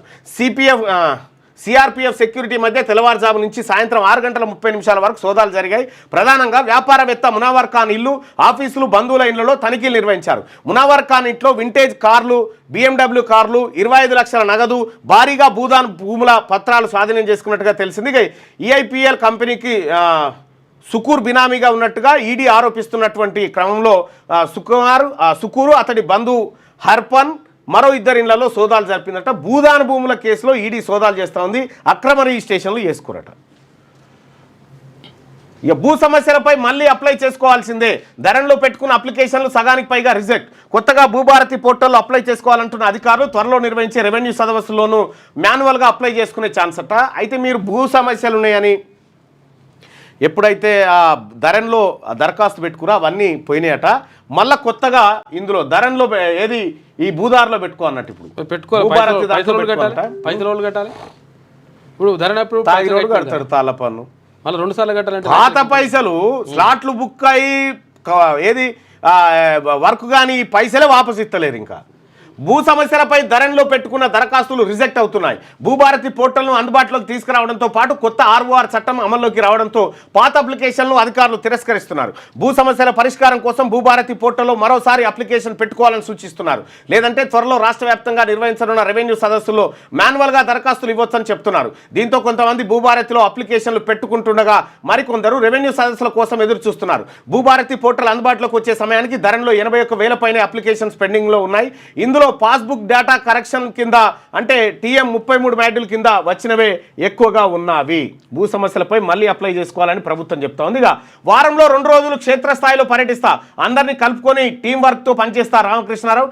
రాష్ట్ర ఆర్థిక వ్యవస్థను బలోపేతం చేసేందుకు కృషి చేస్తా, ప్రభుత్వ స్కీమ్స్ను ప్రజల్లోకి తీసుకెళ్లేలా చూస్తా, వెలుగు ఇంటర్వ్యూలో వెల్లడించిన కొత్త CS. యెమెన్ జైలుపై అమెరికా ఎయిర్ స్ట్రైక్ చేసిందంట. 68 మంది ఆఫ్రికన్ వలసదారుల మృతి, మరో 47 మందికి తీవ్ర గాయాలైనాయి అని చెప్పేసి హౌతీలు చెప్తున్నారు. రైట్గా పద్మ అవార్డులు అందుకున్న నాగేశ్వర రెడ్డి బాలకృష్ణ. రాష్ట్రపతి భవన్లో అవార్డుల ప్రధానోత్సవం. డాక్టర్ నాగేశ్వర రెడ్డికి పద్మవిభూషణ్, బాలకృష్ణకు పద్మభూషణ్, నాగఫణి శర్మకు పద్మశ్రీ అందజేసిన రాష్ట్రపతి ద్రౌపది ముర్ము, హాజరైన ఉపరాష్ట్రపతి, ప్రధాని, కేంద్ర హోంమంత్రి ప్రముఖులందరూ హాజరయ్యారట. అయితే ఇక్కడ బీసీలకు చాలా తక్కువ వస్తాయి, ఎందుకంటే ప్రభుత్వం రికమెండ్ చేస్తూ వస్తాయి. బీసీలను ఏ ప్రభుత్వం రికమెండ్ చేయాలి? ఓసీల ప్రభుత్వాలు చేస్తాయా? కష్టం. వనజీవి రామయాసంటోడు కష్టపడితే ఆ కోటాలు ఇవ్వాలి కాబట్టి ఇవ్వాలి తప్పనిసరి పరిస్థితుల్లో. ఇక హరిరామ్ ఆస్తులు 300 కోట్ల పైనట. ఇక్కడ వీళ్ళ ఆస్తులు గత పాలకుల ఆస్తులు, ఇప్పుడు పరిపాలిస్తున్న వాళ్ళ ఆస్తులు చూస్తే పేపర్ నిండా పెట్టాలి. ఈ మూట పేపర్ నిండా లక్షల కోట్ల. ఆంధ్రజ్యోతి చూద్దాం. రేపు లేదా ఎల్లుండి 10th ఫలితాలు ఉంటాయంట. ఏర్పాట్లు చేస్తున్న విద్యాశాఖ అధికారులు ఈసారి సబ్జెక్టుల వారీగా మార్కులు గ్రేడ్లు ఇస్తారట. ఇవాళ నుంచి ఎఫ్సెట్, ఇవాళ రేపు అగ్రికల్చర్ అండ్ ఫార్మసీ విభాగాలకు, ఇక మే 2 నుంచి 4 వరకు ఇంజనీరింగ్ పరీక్షలు. పరీక్షకు 1:30 ముందు నుంచి అనుమతి. పరీక్ష ప్రారంభమయ్యాక నిమిషం లేట్ అయినా నో ఎంట్రీ అంట. వెబ్సైట్కు మొత్తం 3,06,894 దరఖాస్తులు వచ్చినట్ట. రేపు లేదా ఎల్లుండి 10th ఫలితాలు వచ్చేటువంటి అవకాశం ఉంది. అయితే ఇక ఫలితాలు వస్తున్నాయని నిన్న మొన్న పొరగాలు 2-3 చచ్చిపోయిన తర్వాత పాస్ అయ్యారు. చిన్న పనులు చేయకండి దయచేసి. ఖజానా లూటీ కేసీఆర్ పనే. 10 ఏళ్ల విధ్వంసాన్ని సరిచేయడానికి ఏడాది పట్టింది. పథకాల ప్లానింగ్కు 1.5 ఏళ్ల సరిపోయింది. ఇక వాటి అమలుపై పూర్తి స్థాయిలో దృష్టి పెడతా. కేసీఆర్లా లాంచింగ్ క్లోజింగ్ షోపుట పథకాలు ఉండవు. రేవంత్ చెప్పింది చేస్తాడనే నమ్మకం ప్రజల్లో కలిగిస్తా అంటే ఇప్పుడు లేదన్నట్టే. కేసీఆర్ ప్రసంగంలో పసలేదు, అక్కసువేల. ఈ పసలేని ప్రసంగం మీద నువ్వు చిట్ చాట్ పెట్టుడే మహా అద్భుతం. ఇక నేను సీఎం అయిన 2వ రోజే ఆయన గుండె పగిలింది. పిలగాళ్ళంటూ కేటీఆర్ హరీష్ను అసెంబ్లీకి ఎందుకు పంపుతున్నారు? ప్రత్యామ్నాయం లేకే కొందరు అధికారుల కొనసాగింపు. పార్టీ నిర్ణయం తర్వాతే కగార్పై ప్రభుత్వ ప్రకటన. మీడియాతో చిట్చాట్లో సీఎం రేవంత్ రెడ్డి. శాంతి చర్చలపై మాజీ మంత్రి జానారెడ్డితో చర్చలు జరిపిండట. అక్కడ చిట్చాటు. కాశ్మీర్లో మళ్ళీ కళ. తిరిగి వస్తున్న పర్యాటకులు, ప్రత్యేక డిస్కౌంట్లు ఇస్తున్న హోటళ్లు. ఇక పర్యాటకులకు భద్రతా సిబ్బంది, స్థానికులు అండగా నిలుస్తున్నారు. జమ్మూ కాశ్మీర్లోని గుల్మార్గ్లో గోండోలా కేబుల్ కార్ స్టేషన్ వద్ద పర్యాటకులు సందడి చేస్తూ ఉన్నారట. ఇప్పుడు భద్రత ఉంది కాబట్టి ఇప్పుడు చేస్తారు. సీఎంను కలిసిన కొత్త CS రామకృష్ణారావు అని ఒక వార్త. పాల్గామ్ ఉగ్రదాడి నేపథ్యంలో పాక్పై భారత్ దాడి తథ్యం. మా ఉనికికి ముప్పు వస్తే అణ్వస్త్ర ప్రయోగం జరుపుతాం. రాయిటర్స్ ఇంటర్వ్యూలో పాకిస్తాన్ రక్షణ మంత్రి ఖవాజా. స్థానిక టీవీ ఛానల్కి ఇచ్చిన మరో ఇంటర్వ్యూలో మాట మార్పు. యుద్ధం జరిగే అవకాశం ఉందని, వచ్చే 3-4 రోజులే కీలకమని మాత్రమే అన్నానని తన మాటల్ని వక్రీకరించారని వెల్లడి. పాక్కు తుర్కీయో అండ. 6 C-130 విమానాలు అందజేతనట. ఇక ఉగ్రవాదులను సరిహద్దులకు దూరంగా తరలిస్తున్న పాక్. మోదీతో రాజ్నాథ్ భేటీ. సరిహద్దులో భద్రతపై వివరణ. ఉగ్రవాదులను తీవ్రవాదులు అంటారా? బీబీసీపై కేంద్రం ఫైర్. చిక్కినట్లే చిక్కి తప్పించుకుంటున్న పాల్గామ్ ఉగ్రవాదులు. చిక్కినట్టే చిక్కి తప్పించుకుంటున్నారట. ఇక నేవీలోనూ రఫేల్ సత్తా. త్వరలోనే భారత్కు 26 రఫేల్ మెరైన్ జెట్లు, వాటిలో 22 సింగిల్ సీటర్లు, 4 ట్విన్ సీటర్లు. 63,000 కోట్లతో ఫ్రాన్స్తో భారీ ఒప్పందం చేసుకుందట. ఇది పాకిస్తాన్ భారత్ మధ్య జరుగుతున్నటువంటి ఘర్షణ వాతావరణం వార్త. చెప్పకుండానే నా శాఖలో 2 బదిలీనా వద్దనే అన్నాక కూడా ట్రాన్స్ఫర్ చేస్తారా? ఐఏఎస్ల బదిలీలపై ఓ మంత్రి అసంతృప్తి, రాజ్భవన్లో కార్యక్రమానికి గైర్హాజరట. తనకు తెలియకుండా కనీస సమాచారం లేకుండా తన శాఖలో కీలకమైన 2 ఐఏఎస్ అధికారులను బదిలీ చేయడంపై ఓ సీనియర్ మంత్రి షాక్కు గురయ్యారు. ఆ 2లో ఒకరు బదిలీ అవుతారని కొంతకాలంగా ప్రచారం జరుగుతుంది. మరో ఐఏఎస్ అధికారి ఆ శాఖలో బాధ్యతలు తీసుకొని ఏడాది కూడా పూర్తి కాలేదు. ఆ ఐఏఎస్ బదిలీల జాబితాలో లేకున్నా చివరి నిమిషంలో ట్రాన్స్ఫర్ చేయడంపై సదరు సీనియర్ మంత్రి ఆయన పేరేందో చెప్తే క్లారిటీ వస్తుంది కదా, ఎందుకు ఊకే అంత పరిచయం. సీనియర్ మంత్రి తీవ్ర అసంతృప్తి వ్యక్తం చేసినట్టు తెలుస్తుంది. ఖచ్చితంగా బదిలీ అవుతారనుకున్న ఐఏఎస్ అధికారి తన శాఖలోనే కొనసాగించాలని, ట్రాన్స్ఫర్ చేయవద్దని కొద్ది రోజుల క్రితమే ఆ మంత్రి ప్రభుత్వ పెద్దలను కలిసి విజ్ఞప్తి చేసినట్టు సమాచారం. ఆ వినతిని పరిగణలోకి తీసుకోకుండా ఐఏఎస్ అధికారిని సైతం సర్కార్ ట్రాన్స్ఫర్ చేసింది. ఈ బదిలీల వ్యవహారంపై ఆ మంత్రి తీవ్ర ఆగ్రహంతో ఉన్నట్టు తెలుస్తుంది. సోమవారం ఆయన కార్యక్రమాలన్నింటినీ రద్దు చేసుకొని ఇంట్లోనే ఉన్నారు. రాజ్భవన్లో లోకాయుక్త ప్రమాణ స్వీకారానికి హాజరు కావాల్సి ఉన్న దానికి సైతం డుమ్మా కొట్టినట్టు తెలుస్తుంది. రోజంతా ముభావంగా ఉండడంతో పాటు సందర్శకులను సైతం కలవడం లేదని సమాచారం అట. ఇది ఈయన రాజగోపాల్ రెడ్డి అంటుండు, ఉత్తమ్ కుమార్ రెడ్డి సీఎమేనంట, తర్వాత ఎవరు మన ఈయన వెంకటరెడ్డి సీఎమేనట. వెంకటరెడ్డి నా మాట్లాడుతుంటే చూసినా గిట్ల అవుతుంది మైకు. దేనికి పనికి వస్తాడా ఆయన వెంకటరెడ్డి? ఇగో ఉత్తమ్ కుమార్ రెడ్డి, వెంకటరెడ్డి అట. మనకున్న మంత్రులు కేవలమే, కానీ ముఖ్యమంత్రి స్థాయి ఉన్న వాళ్ళు ఇద్దరు కూడా వీళ్ళ కోమటిరెడ్డి వెంకటరెడ్డి ముఖ్యమంత్రి స్థాయి ఉన్నాడా? కోమటిరెడ్డి వెంకటరెడ్డి మైకు చేతికిచ్చి ఇట్లా పట్టుకోమన్నారు చూద్దాం, ఇట్లా కదలకుండా ఇట్లా పట్టుకోమన్నారు చూద్దాం. ఏమన్నా చూసిన నేను మాట్లాడుతుంటే ఇగో ఇట్లా ఇట్లా ఇట్లా ఊగుతుంది మైకు ఇట్లా. ముఖ్యమంత్రి వార్డు మెంబర్కి ఎక్కువ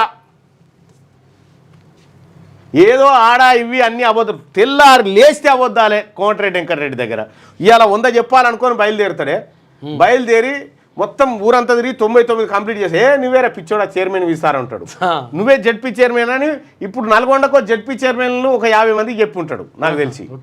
జడ్పీ చైర్మన్లు 50 మంది చెప్పి ఉంటాడు. ఇక గుట్ట చైర్మన్ ఏమో వివేర్ ఆయనకు బేరం పెట్టిండట. వివేరా హోటల్ ఆయనకు బేరం పెట్టిండట.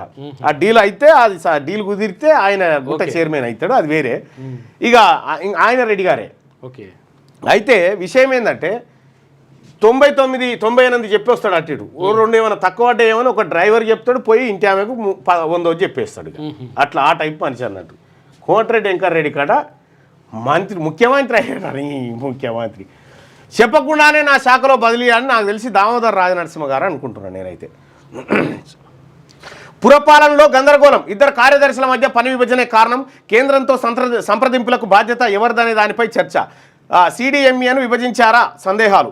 ఓఆర్ఆర్ అవతల అని పేర్కొనడమే కారణం. ప్రభుత్వం స్పష్టత ఇస్తుందన్న అధికారులు. ఇక అమరావతి ఏపీకి ఏకైక రాజధాని అని చెప్పి ఎవరు చంద్రబాబు చెప్తున్న మాట అయితే. సంచలన సూర్యవంశీ 14 ఏళ్ల వయసులోనే ఐపీఎల్ సెంచరీ, 35 బంతుల్లో 7 4లు 11 6లు. రాజస్థాన్ రాయల్స్ చిన్నోడి ఘనత. 14 ఏళ్ల వయసు పిల్లాడు ఐపీఎల్లో సంచలనం సృష్టించాడు. రాజస్థాన్ రాయల్స్ ఆటగాడు వైభవ్ సూర్యవంశీ 35 బంతుల్లోనే సెంచరీ కొట్టాడు. సోమవారం గుజరాత్ టైటాన్స్తో జరిగిన మ్యాచ్లో 6 4లతో సుడిగాలి ఇన్నింగ్స్ ఆడాడు. టీ20 చరిత్రలోనే పిన్న వయసులో సెంచరీ చేసిన బ్యాటర్గా రికార్డు సృష్టించాడు. ఐపీఎల్లో తక్కువ బంతుల్లో సెంచరీ సాధించిన బ్యాటర్లో గెల్ తర్వాతి ఆటగాడయ్యారు. వైభవ్ సునామీతో 210 పరుగుల భారీ లక్ష్యాన్ని రాజస్థాన్ రాయల్స్ 15.5 ఓవర్లో ఛేదించిందంటూ ఒక వార్త. సంచలన సూర్యవంశీ పోరగాన్ గురించి అన్ని పత్రికలు బాగా రాసినాయి.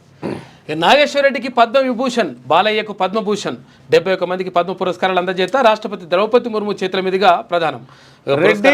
రెడ్డి కమ్మ ఆయనకు పద్మభూషణ్ పద్మవిభూషణ్లు లభించినాయి. మాడుగుల నాగపని శర్మ, అప్పారావుకు పద్మశ్రీ ఇచ్చిండ్రు. పురస్కారాలు అందుకున్న 4 తెలుగువారు కాదు సార్, అప్పర్ క్యాస్ట్ వాళ్ళు, పెదకుల పోళ్ళు. ఇంకా కొంతమందికి ఇవ్వలేదు. తర్వాత నెక్స్ట్ తెలుగు ప్రావీణ్యం తప్పనిసరి. తెలంగాణ న్యాయాధికారుల నియామకంపై సుప్రీంకోర్టు. రాష్ట్ర ప్రభుత్వ నిబంధనను సమర్థించిన ధర్మాసనం ఉర్దూలో ప్రావీణ్యం నిబంధనను కూడా చేర్చాలన్న పిటిషన్పై విచారణకు నిరాకరణ. ఇక తెలంగాణలో న్యాయాధికారులుగా అర్హత సాధించేందుకు తెలుగులో ప్రావీణ్యాన్ని తప్పనిసరి చేస్తూ ప్రభుత్వం తీసుకున్న నిర్ణయాన్ని సవాల్ చేస్తూ దాఖలైన పిటిషన్ను స్వీకరించేందుకు సుప్రీంకోర్టు సోమవారం నిరాకరించింది. ఇక సీఎంపై వ్యాఖ్యలు, కేటీఆర్పై కేసును కొట్టేసిన హైకోర్టు. పెట్టిన సెక్షన్లకు కేసుకు పొంతన లేదని వ్యాఖ్య.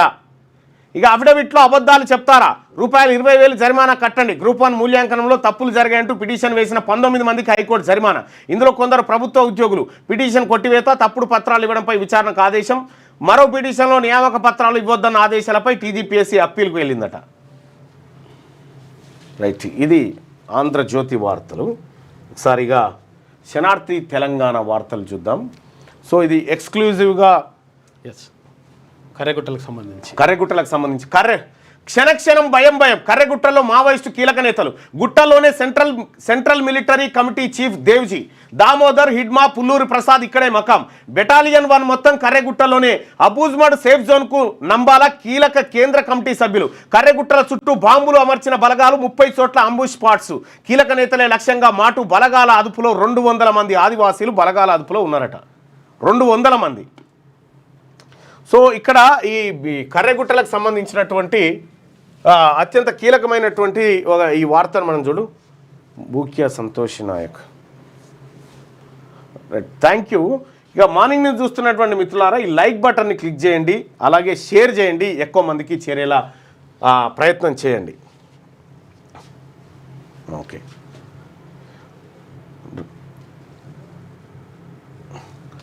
ఈ కర్రెగుట్టలకు సంబంధించినటువంటి కొద్దిగా కీలకమైనటువంటి ఇన్ఫర్మేషన్ మనం చూద్దాం. ఛత్తీస్గఢ్లో 24 మంది మావోల లొంగిబాటు, 14 మందిపై 28.50 లక్షల రివార్డు. మావోయిస్టులు అజ్ఞాతం వీడాలి. బీజాపూర్ ఎస్పీ జితేంద్ర కుమార్ యాదవ్. 24 మంది మావోయిస్టులు లొంగిపోయారట. ఇక పార్టీ నిర్ణయం తర్వాతే ప్రభుత్వ విధానం. ఆపరేషన్ కగార్పై జాతీయ స్థాయిలో చర్చ జరగాలి. చర్చల కోసం శాంతి కమిటీని ఏర్పాటు చేస్తాం. ముఖ్యమంత్రి రేవంత్ రెడ్డి వెల్లడి. శాంతి చర్చలపై జానారెడ్డితో సమావేశం అంటూ ఒక వార్త. ఇక అసలు ఈ ఆపరేషన్ కగార్లో ఉన్నటువంటి ఈ కర్రెగుట్టలకు సంబంధించినటువంటి వార్తను, ఇన్డెప్త్ వార్తను చూస్తే, వారం రోజులుగా కర్రెగుట్టలను చుట్టుముట్టిన భద్రతా బలగాలు గుట్టల్లో మకాం వేసిన మావోయిస్టు కీలక నేతలను మట్టుబెట్టేందుకు కాసుకొని కూర్చున్నట్టు సమాచారం. ఇందుకోసం కర్రెగుట్టల చుట్టూ బలగాలు బాంబులను అమర్చినట్టు తెలుస్తుంది. అత్యంత విశ్వసనీయ సమాచారం ప్రకారం మావోయిస్టు పార్టీకి సంబంధించిన ముఖ్య నేతలు కర్రెగుట్టల్లోనే ఉన్నట్టుగా సమాచారం. మావోయిస్టు పార్టీలో అత్యంత కీలకమైన విభాగం ఆ పార్టీ మిలిటరీ వింగ్. ఈ మిలిటరీ విభాగానికి అధిపతిగా ప్రస్తుతం దేవ్జీ కొనసాగుతున్నారు. అయితే దేవ్జీ కూడా ఇప్పుడు కర్రెగుట్టలోనే చిక్కుకున్నట్టు తెలుస్తుంది. అతనితో పాటు పార్టీలో దూకుడుగా వ్యవహరించే హిడ్మా కూడా అక్కడే ఉన్నట్టు సమాచారం. హిడ్మా ప్రస్తుతం మావోయిస్టు పార్టీ బెటాలియన్ 1 చీఫ్గా కొనసాగుతున్నారు. హిడ్మా గుట్టలోనే ఉండిపోవడంతో అతనితో పాటు బెటాలియన్కి చెందిన దాదాపు 300 మంది మావోయిస్టులు ఇక్కడే ఉండిపోవాల్సి వచ్చింది. వీరితో పాటు తెలంగాణ రాష్ట్ర కార్యదర్శి Damodar, central committee member Pulluru Prasadarao, బండి ప్రకాష్లు గుట్టల్లోనే చిక్కుకున్నట్టు తెలుస్తుంది. అంతేకాక పార్టీకి సంబంధించిన పలువురు ముఖ్య కమాండర్లు సైతం కర్రెగుట్టలో ఉన్నట్టుగా సమాచారం. అయితే దాదాపు 7-8 రోజులు కర్రెగుట్టల చుట్టూ మకాం వేసిన బలగాలు మావోయిస్టు పార్టీకి సంబంధించిన కీలక నాయకులను మట్టుబెట్టేందుకు గుట్టల చుట్టూ భారీగా బాంబులను అమర్చినట్టు తెలుస్తుంది. మావోయిస్టు నాయకత్వం తారసపడితే వారు పారిపోకుండా వీటిని ముందస్తుగా బలగాలు ఫిక్స్ చేసి పెట్టినట్టు అర్థమవుతుంది. ఒకవేళ మావోయిస్టులు బాంబులను దాటి గుట్టల కిందికి పరుగులు తీసిన వారిని క్లీనప్ చేసేందుకు దాదాపు 30 చోట్ల భద్రతా బలగాలు అంబుష్ రూపంలో మాటు వేసినట్టుగా సమాచారం. బలగాల నుంచి ఏ ఒక్క మావోయిస్టు నాయకుడు తప్పించుకోకుండా అంబుష్లను కట్టుదిట్టం చేసినట్టు తెలుస్తుంది. మరోవైపు ఇప్పటికే కర్రెగుట్టలపై పట్టు సాధించిన బలగాలు మావోయిస్టులతో సంబంధాలున్నాయనే అనుమానం ఉన్న దాదాపు 200 మంది ఆదివాసీలను అదుపులోకి తీసుకున్నట్టుగా సమాచారం. ఈ ఆదివాసీలందరూ ప్రస్తుతం బలగాల ఆధీనంలోనే ఉన్నట్టుగా తెలుస్తా ఉంది. సేఫ్ జోన్లో నంబాల కీలక కేంద్ర కమిటీ సభ్యులు. మరోవైపు కర్రెగుట్టలో కీలక నాయకత్వాన్ని భద్రతా బలగాలు అష్టదిగ్బంధనం చేయగా మావోయిస్టు పార్టీ కేంద్ర కార్యదర్శి నంబాల కేశవరావు అబూజ్మడ్ అడవుల్లోని సేఫ్ జోన్లో ఉన్నట్టుగా సమాచారం. ఈయనతో పాటు పార్టీ కేంద్ర కమిటీ సభ్యులు మల్లోజుల వేణుగోపాల్, ఉసెండి అలియాస్ కట్టా రామచంద్రారెడ్డి. అసలు ఉసెండి ఈయన మోడెం బాలకృష్ణ వైఎస్ హయాంలో పార్టీ తరఫున శాంతి చర్చల్లో పాల్గొన్న చలం అలియాస్ సోమన్న, సారయ్య అలియాస్ గణేష్ తిరుపతులు కూడా కర్రెగుట్టల్లో లేనట్టు తెలుస్తుంది. వీరంతా ప్రస్తుతం అబూజ్మడ్ అడవుల్లో సేఫ్గా ఉన్నట్టు సమాచారం. వీరితో పాటు స్పెషల్ జోనల్ కమిటీకి చెందిన తక్కెలపల్లి వాసుదేవరావు కూడా కర్రెగుట్టలో లేనట్టుగా తెలుస్తుంది. దివంగత హోంమంత్రి మాధవరెడ్డి హత్య, ఉమేష్ చంద్ర మర్డర్ కేసులో తక్కెలపల్లి కీలక భూమిక పోషించారు. బలగాల ముప్పేట దాడి నేపథ్యంలో మావోయిస్టు పార్టీ అగ్రనాయకత్వం ముందస్తు జాగ్రత్తలు తీసుకున్నట్టుగా తెలుస్తోంది. ఇక కొన్నాళ్ల క్రితం బలగాల ఎన్కౌంటర్లో చనిపోయిన కేంద్ర కమిటీ సభ్యులు చలపతికి సంబంధించిన కీలక సమాచారం బయటకు వచ్చింది. చలపతి ఆరోగ్యం బాగాలేకపోవడంతో ఆయనకు అవసరమైన మెరుగైన వైద్య చికిత్స కోసం ఒడిశా వైపు తీసుకెళ్లేందుకు ఆ పార్టీ ప్రయత్నించింది. ఈ నేపథ్యంలోనే భద్రతా బలగాలు ఒక చోట కాల్పులకు దిగదా చలపతిని తిరిగి తీసుకొస్తుండగా బలగాలు మరోసారి కాల్పులకు దిగాయి. ఈ సందర్భంలోనే బలగాలు జరిపిన కాల్పులో చలపతి ఆయన టీం మెంబర్ చనిపోయినట్టుగా సమాచారం. కర్రెగుట్టలు అత్యంత కీలకమైనటువంటి వార్ జోన్గా మారబోతా ఉన్నాయి. అయితే సెంట్రల్ కమిటీ సభ్యులు ఎవరు కూడా అక్కడ లేకపోయినప్పటికీ అత్యంత కీలకమైనటువంటి బెటాలియన్ మావోయిస్టు హాట్ బెటాలియన్ కర్రెగుట్టల్లో ఉందనేది మాత్రం స్పష్టంగా అర్థమవుతా ఉంది. శాంతి చర్చలకు మేము సిద్ధంగా ఉన్నామని చెప్పి మావోయిస్టు పార్టీ మా తండాలో పేపర్ రాదు కానీ మీ న్యూస్ విన్న తర్వాత అన్ని న్యూస్ కవర్స్ అవుతున్నాయి, అన్ని సమాచారాలు క్యూ న్యూస్లోనే దొరుకుతున్నాయి. థ్యాంక్ యూ అన్న బూక్య సంతోష్ నాయక్. Okay right. మా ఏది ఉందా రైట్. మావోయిస్టు పార్టీ సమయపదిలో ఏందన్నది సమయవధితో కూడిన కాల్పుల విరమణ ప్రకటించి ఎలాంటి షరతులు లేకుండా శాంతి చర్చలు జరపాల్సిందిగా కేంద్ర రాష్ట్ర ప్రభుత్వాలకు మా విజ్ఞప్తి అని చెప్పి కేంద్ర కమిటీ అభయ్ అధికార ప్రతినిధి భారత కమ్యూనిస్టు పార్టీ మావోయిస్టు కేంద్ర కమిటీ ఒక లేఖను విడుదల చేసింది. ఆ లేఖలో ఏం చెప్పిందంటే మేము శాంతి చర్చలకు సిద్ధంగా ఉన్నాం, ప్రభుత్వం ముందుకు రావాలి అని చెప్పింది. ఇంకా అందులో కొన్ని కీలకమైనటువంటి విషయాలను కూడా చెప్పినట్టుగా తెలుస్తాము, చూద్దాం.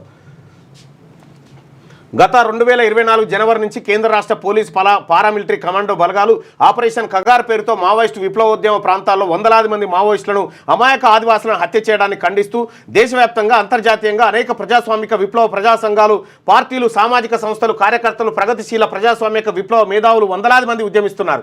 ఆపరేషన్ కగార్ను తక్షణం నిలిపివేసి కాల్పులు విరమించి ప్రభుత్వం మావోయిస్టులు కలిసి చర్చల ద్వారా సమస్యను పరిష్కరించాలని కోరుతున్నారు. మా పార్టీ కేంద్ర కమిటీ ప్రభుత్వంతో శాంతి చర్చలకు సిద్ధమేనని నేను మార్చి 28వ తేదీన ఒక పత్రికా ప్రకటన విడుదల చేశాను. మా PLGA బలగాల సాయుధ చర్యలను నిలిపివేయాలని మా కామ్రేడ్స్ ఆదేశాలు జారీ చేశారు. శాంతి చర్చల కోసం మా పార్టీ వైపు నుంచి నేను ఇచ్చిన ప్రకటన, దండకారణ్యంలోని ఉత్తర పశ్చిమ సబ్ జోనల్ బ్యూరో వైపు నుంచి కామ్రేడ్ రూపేష్ ఇచ్చిన 2 ప్రకటనలతో కలిసి ఇప్పటికే 3 పత్రికా ప్రకటనలు విడుదలయ్యాయి. ఈ నేపథ్యంలో కేంద్ర రాష్ట్ర ప్రభుత్వాలు జార్ఖండ్ రాష్ట్రంలో బొకారో హత్యాకాండలో మా కేంద్ర కమిటీ సభ్యుడు కామ్రేడ్ వివేక్ తదితర కామ్రేడ్స్ను హత్య చేశాయి. మిగతా మావోయిస్టులు లొంగిపోకపోతే ఇదే గతి పడుతుందని హెచ్చరికలు చేస్తున్నాయి. తాము భారతదేశ రాజ్యాంగంలో రాసుకున్న మనిషికి జీవించే హక్కును కాలరాసి వేస్తున్నాయి. మరి ఇదే రాజ్యాంగంలో మారణాయుధాలు బట్టి తిరగొద్దు సామాన్య పౌరులు అనేది ఉంది కదా, మరి అది కూడా మీరు పాటించాల్సిందే కదా. ఇదే రాజ్యాంగం ప్రజాస్వామ్యయుతంగా కొట్లాడమంటుంది. రండి ప్రజాక్షేత్రంలోకి లొంగిపోయి ఆయుధాలు కాదు పట్టాల్సింది. రాజ్యాంగబద్ధంగా ఎన్నికయ్యామని చెప్పుకుంటూ రాజ్యాంగాన్ని ఉల్లంఘిస్తున్నాయి.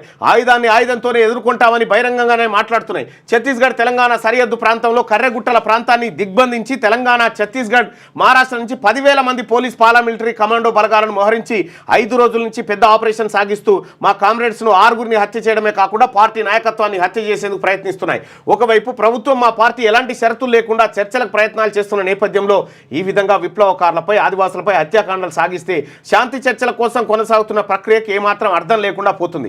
శాంతి చర్చలకు అనుకూల వాతావరణాన్ని కల్పించడం కోసం ఈ హత్యాకాండలను ఆపాల్సిందిగా దేశవ్యాప్తంగా ఛత్తీస్గఢ్, జార్ఖండ్, ఆంధ్రప్రదేశ్, తెలంగాణ, ఒడిశా, మహారాష్ట్ర, మధ్యప్రదేశ్ రాష్ట్రాలలో సమయావధితో కూడిన కాల్పుల విరమణను ప్రకటించాల్సిందిగా మా పార్టీ కేంద్ర కమిటీ మరోసారి కేంద్ర రాష్ట్ర ప్రభుత్వాలకు విజ్ఞప్తి చేస్తుంది. శాంతి చర్చల కోసం, సమస్య పరిష్కారం కోసం మా న్యాయమైన డిమాండ్కు మద్దతు ప్రకటించాల్సిందిగా, శాంతి చర్చల కేంద్ర రాష్ట్ర ప్రభుత్వాలను ఒప్పించాల్సిందిగా దేశవ్యాప్తంగా, అంతర్జాతీయంగా యావత్తు ప్రజాస్వామిక వాదులను, శాంతి కాముకులను, పీడిత ప్రజలను, పీడిత శిక్షలను, పీడిత జాతులను మా పార్టీ కేంద్ర కమిటీ కోరుతుంది. ఇగో ఇది మావోయిస్టు పార్టీ ఇప్పుడు అభయ్ పేరుతో వచ్చింది. మావోయిస్టు పార్టీ విడుదల చేసినటువంటి శాంతి చర్చల లేఖ ఇది. క్షణక్షణం భయం కర్రెగుట్టలకు సంబంధించినటువంటి వార్త. ఇక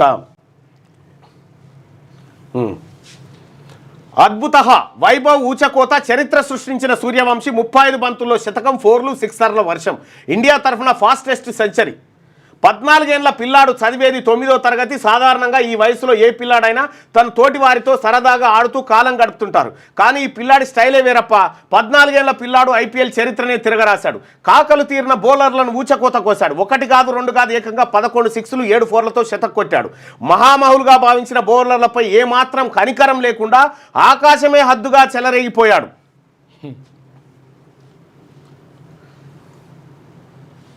ఇక్కడ అతడే రాజస్థాన్ రాయల్స్ బ్యాటర్ వైభవ్ సూర్యవంశీ. IPLలో ఆడిన 3వ మ్యాచ్లోనే సెంచరీ సాధించడం అంటే మామూలు విషయమేం కాదు. వైభవ్ తాను ఆడిన తొలి బంతికే 6గా మలిచి అందరి దృష్టిని ఆకర్షించాడు. 14 ఏళ్ల 23 రోజులకే లక్నో సూపర్ జైంట్స్తో జరిగిన మ్యాచ్లో వైభవ్ సూర్యవంశీ 20 బంతుల్లో 3 6లు 2 4లతో 34 రన్స్ చేసి అందరి దృష్టిని ఆకర్షించారు. తాజాగా సోమవారం రాత్రి గుజరాత్ టైటన్స్తో జరిగిన మ్యాచ్లో వైభవ్ సూర్యవంశీ కేవలం 35 బంతుల్లో సెంచరీ చేయడం సంచలనంగా మారింది. ఈ నేపథ్యంలో మొదటగా వైభవ్ కేవలం 17 బంతుల్లో తన మొదటి IPL అర్ధ సెంచరీ నమోదు చేసుకోగా అదే జోరును కొనసాగిస్తూ 35 బంతుల్లోనే సెంచరీని సాధించాడు. కరీం జానత్ వేసిన ఓవర్లో 3 4లు 3 సిక్సర్లతో ఏకంగా 30 పరుగులు రాబట్టి అందరికీ షాక్ ఇచ్చాడు. దీంతో కేవలం 35 బంతుల్లోనే ఐపీఎల్ చరిత్రలో రెండో ఫాస్టెస్ట్ సెంచరీని నమోదు చేశాడు. అయితే సెంచరీ చేసిన వెంటనే ప్రసిద్ధి కృష్ణ బౌలింగ్లో క్లీన్ బౌల్డ్ అయి వెనుతిరిగాడు. మొత్తంగా వైభవ్ సూర్యవంశీ 38 బంతులతో 7 4లు 11 6లతో 101 పరుగులు చేసి తన సత్తా చాటాడు.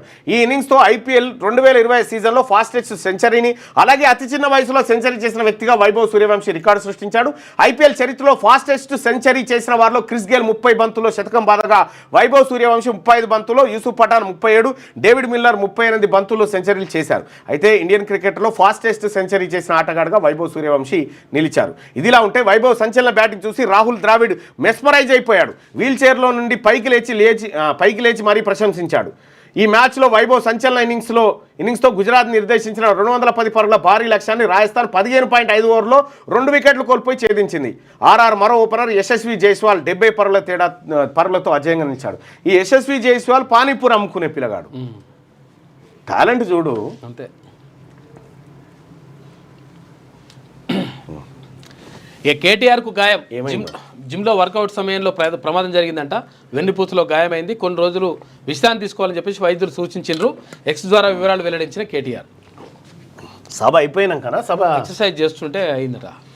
అయిపోయినాకనే పీఓకే నుంచి టెర్రర్ క్యాంపుల ఎత్తివేత. గుడారాలను పీకేస్తున్న పాక్ సైన్యం. భారత ఆర్మీ దాడి భయంతో చర్యలు. రావల్పిండి హెడ్ క్వార్టర్కు ఉగ్రవాదుల తరలింపు.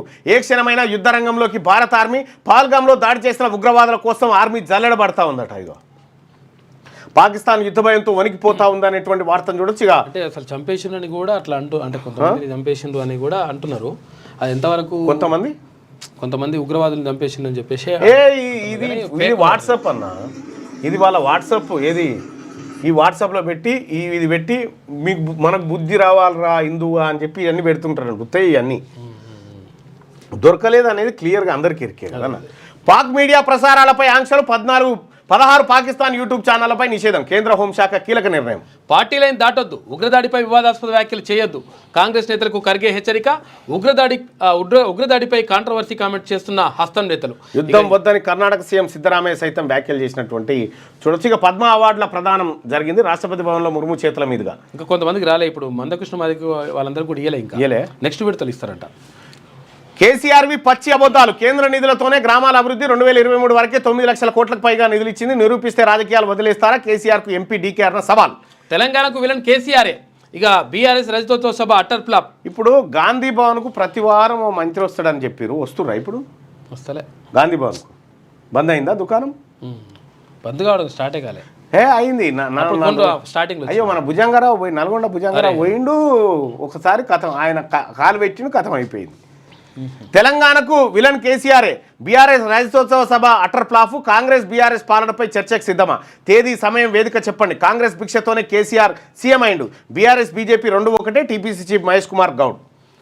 అంతమంది చనిపోయారు. రాష్ట్ర హోదా ఎందుకు అడగను? ఎలా అడగను? పాల్గాం అతిథులను కాపాడుకోవడంలో విఫలమయ్యాం. ఈ టైంలో రాష్ట్ర హోదా ప్రస్తావన సరికాదు. జమ్మూ కాశ్మీర్ సీఎం ఒమర్ అబ్దుల్లా అంటే బాధ్యత గల ముఖ్యమంత్రి. శాంతికుమార్కి కీలక బాధ్యతలు. ఎంసీహెచ్ఆర్డీ వైస్ చైర్మన్గా నియామకం. ఉత్తర్వులు జారీ చేసిన రాష్ట్ర ప్రభుత్వం. సిఎస్గా 30న శాంతికుమారి పదవి విరమణ చేయబోతా ఉందట రేపే. ఇది ఇట్లా ఉంటే పార్టీ లైన్ దాటొద్దని మల్లికార్జున ఖర్గే చెప్తుంటే, ఛత్తీస్గఢ్లో 24 మంది మావోల లొంగుబాటు. బీసీ మేల్కొల్పు యాత్రను విజయవంతం చేద్దాం. అబ్బా, బీసీల మేల్కొల్పు యాత్ర సిపిఐ చేస్తూ ఉంది. ఇప్పుడు బీసీలు మేల్కొన్నారు కాబట్టి ఇప్పుడు మీరు యాత్రలు చేస్తున్నారు. బీసీలను మేల్కొల్పుతుంది కాదు, ఆల్రెడీ బీసీలు మేల్కొన్నారు కాబట్టి. వైభవోజ్వల సెంచరీ. ఇక పరుగులు 101, బంతులు 38, 37, 4లు 7, 6లు 11. ఇక స్ట్రైక్ రేటు 265.78. ఐపీఎల్లో శతక్ కొట్టిన వైభవ్ సూర్యవంశీ 35 బంతుల్లోనే సెంచరీ చేసిన రాజస్థాన్ రాయల్స్ బ్యాటర్. T20 చరిత్రలో సెంచరీ చేసిన అత్యంత పిన్న వయస్కుడిగా రికార్డు. 10 రోజుల ట్రంపరితనమట. ట్రంప్ అమెరికా అధ్యక్ష పగ్గాలు చేపట్టి మంగళవారానికి 100 రోజులు. పూటకో మాట రోజుకో వైఖరి అన్నట్టుగా పదే నిర్ణయాలను మార్చుకుంటూ నవ్వుల పాలవుతుందట ట్రంప్. జేఎన్యూలో పట్టు నిలుపుకున్న వామపక్షం. ప్రతిష్టాత్మక Jawaharlal Nehru university students union ఎన్నికల్లో వామపక్షాలు సత్తా చాటాయి. కీలకమైన 4 పదవుల్లో 3ని కైవసం చేసుకున్నాయట అక్కడ. ఇక ఘనంగా పద్మ అవార్డుల ప్రధానోత్సవం పురస్కారాలు అందజేసిన రాష్ట్రపతి ద్రౌపది ముర్ము. ఎటు ఈయన కమ్మాయన ఫోటో వేయలేసుడు. ఓకే ఓకే, చాలా జాగ్రత్తగా పేపర్లు కూడా ఎవరు కులపోలే వాళ్ళు వేసుకుంటారు. సెట్ చేయడానికే ఏడాది కేసీఆర్ వల్లే అన్ని అనర్థాలు ఇప్పటి వరకు ప్లానింగ్కే సరిపోయింది. మీడియాతో ఇష్టాగోష్ఠిలో సీఎం రేవంత్ రెడ్డి అంటూ ఒక వార్త. ఇప్పటి వరకు పనే ఏం చేయనప్పుడు ఎమ్మెల్యేలను గ్రామాలలో పోయి ఏం చెప్పమంటారు మరిగా? లోకాయుక్త ఉప లోకాయుక్త ప్రమాణ స్వీకారం చేసిరట. లోకాయుక్తగా జస్టిస్ రాజశేఖర్ రెడ్డి రెరాకుండే రెరాకేం తీసుకొచ్చి మళ్ళీ దీనికి పెట్టిరు మళ్ళీ రెడ్డి గారిని. మళ్ళీ ఈ ఇన్ఫర్మేషన్ కమిషన్లో మళ్ళీ రెడ్లను పెడతారు. జర్ర ఇవన్నీ అయ్యేదాకా ఇవన్నీ పాపం మించడానికి పనికి వస్తూ ఉన్నాయి. తెలంగాణకు తొలి చివరి విలన్ కేసీఆరే. తొలి చివరి విలన్ కేసీఆరే. తెలంగాణకు చివరి సీఎం మాత్రం రేవంత్ రెడ్డి గారే. రెడ్డి సీఎం. ఆర్మూర్ జగిత్యాల హైవేకు ఓకే అయిందట. ఇక ముష్కర మూకలకు ముచ్చెమటలు. పీఓకే పైకి భారత్ ప్రతిదాడి చేయొచ్చని అనుమానాలు. ముందు జాగ్రత్తగా ఉగ్రవాదులను సరిహద్దు నుంచి దూరంగా పంపిస్తున్న పాక్ సైన్యం. పీఓకేలో 42 ఉగ్రస్థావరాలను గుర్తించిన భారత్ సైన్యం. ఇక మావోల ఉచ్చులో భద్రతా దళాలు. ఇక కూంబింగ్కు అనుకూలంగా లేని పరిస్థితులు. ఎదురుకాల్పులు మొదలైతే ఇరువైపులా భారీ నష్టం. దాడుల కంటే బేస్ క్యాంప్ ఏర్పాటుకే బలగాల మొగ్గు. మరోపక్క ప్రజా సంఘాల శాంతి చర్చల అడావిడి. Safe జోన్కు Maoist అగ్రనేతలు. వీళ్ళు కూడా రాసిరు వార్త. ఇక ప్రధానితో రాజ్నాథ్ భేటీ. సైనిక సన్నద్ధతను వివరించిన రక్షణ మంత్రి. మీ అమ్మను చంపినప్పుడు ఇలాగే మాట్లాడారా? బిలావల్ వ్యాఖ్యలపై అసద్ ఫైర్. ఇక యాదాద్రి థర్మల్ పవర్ ప్లాంట్లో అగ్ని ప్రమాదం చోటు చేసుకుంది. ఇక భూదాన్ భూముల కేసులో ఈడీ దాడులు. నిందితుల ఇళ్లపై వేకోజాము నుంచి సాయంత్రం దాకా ఏకకాలంలో సోదాలు. 9.5 లక్షల నగదు, విదేశీ కరెన్సీ, కీలక పత్రాలు, సుమారు 40 లగ్జరీ కార్లు స్వాధీనం. ఇప్పటికే సీనియర్ ఐఏఎస్ అమయ్ కుమార్ సహా పలువురిని విచారించిన ఈడీ. ఇక్కడ చూసిన అమయ్ కుమార్ వీళ్ళు 5 రూపాయలు బిచ్చం వేశారు రా. దీంతో వైజాగ్లో 5 ఎకరాల భూమి కొనేయచ్చు. మనకు ఉర్సా లాంటి కంపెనీ ఉంటే 5 రూపాయలు 99 పైసలకి ఎకరా భూమి ఇచ్చిండ్రు. ఎప్పుడు 5 వరకు ఇచ్చిండ్రు అన్నట్టు, అట్లా కేటాయించిండ్రు. అందుకని కొనేయచ్చు అంటుండ్రు. రైట్, ఇప్పుడు పల్లవిలో ఉన్నటువంటి వార్తలు చూద్దాం. రోజంతా కీలక భేటీలు. ప్రధాని మోడీతో రక్షణ మంత్రి రాజ్నాథ్ సింగ్, తర్వాత సిడిఎస్ అనిల్ చౌహాన్, ఎన్ఎస్ఏ అజిత్ దోబల్ సమావేశమయ్యారు. పార్లమెంట్ ప్రాంగణంలో డిఫెన్స్ స్టాండింగ్ కమిటీ కూడా భేటీ అయింది. గెస్ట్లను కాపాడడంలో నేను విఫలమయ్యానని చెప్పి ఒమర్ అబ్దుల్లా చేసినటువంటి కామెంట్స్ చూడొచ్చు. ఇక ఖజానా ఖాళీ చేసి మాపై నిందల, బీఆర్ఎస్ నమ్మే స్థితిలో లేరు అని చెప్పి కవరింగ్ కోసం రేవంత్ రెడ్డి చిన్న ప్రయత్నం ఏదో చేసినట్టున్నాడు ముఖ్యమంత్రి. పద్మభూషణ్ అవార్డు అందుకున్న బాలకృష్ణ. ఇక భయంలో పాక్. పీఓకేలోని ఉగ్రవాద లాంచ్ ప్యాడ్లను ఖాళీ చేస్తున్న పాక్ సైన్యం. భయంతో ఆర్మీ షెల్టర్లు, బంకర్లకు తరలి వెళ్తున్న టెర్రరిస్టులు.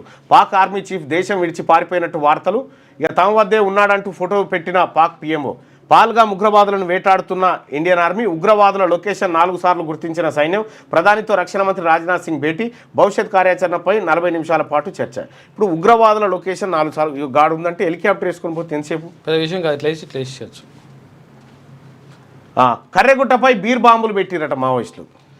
తెలంగాణకు తీరని అన్యాయం చేసింది కేసీఆరే. కమిషన్ల కక్కుర్తి వల్లే 1,00,00,000 కోట్లతో కట్టిన కాళేశ్వరం కూలిందని చెప్పి రాష్ట్రాన్ని తాకట్టు పెట్టి అప్పులు చేసి ఈ అప్పుల పాపాలలో వీళ్ళ పాత్ర ఎంత ఉంది, వాళ్ళ పాత్ర ఎంత ఉంది, ఏ రంగాన్ని ఎట్లా విధ్వంసం చేసిరు అనేది ఒక పెద్ద సబ్జెక్టు పెడతా.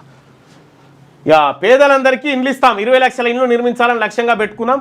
అత్యంత పేదవారికే మొదటి ప్రాధాన్యత. భూభారతి చట్టం దేశానికే రోల్ మోడల్. ధరణి ఫలితమే కేసీఆర్ను ఓడించింది. ఎలకతుర్తి భూభారతి అవగాహన సదస్సులో మంత్రి నిన్న ఎలకతుర్తి కాడికి పోయినట్టు. విషయం ఏంటంటే, గమనించాల్సిన విషయం ఏంటంటే 74 లక్షల మంది అప్లై చేసిరు ఇండ్లకు. అందులో 34 లక్షల మందిని ఏదో అర్హులుగా గుర్తించారు. 20 లక్షలు ఇల్లు నిర్మించాలని లక్ష్యంగా పెట్టుకురు.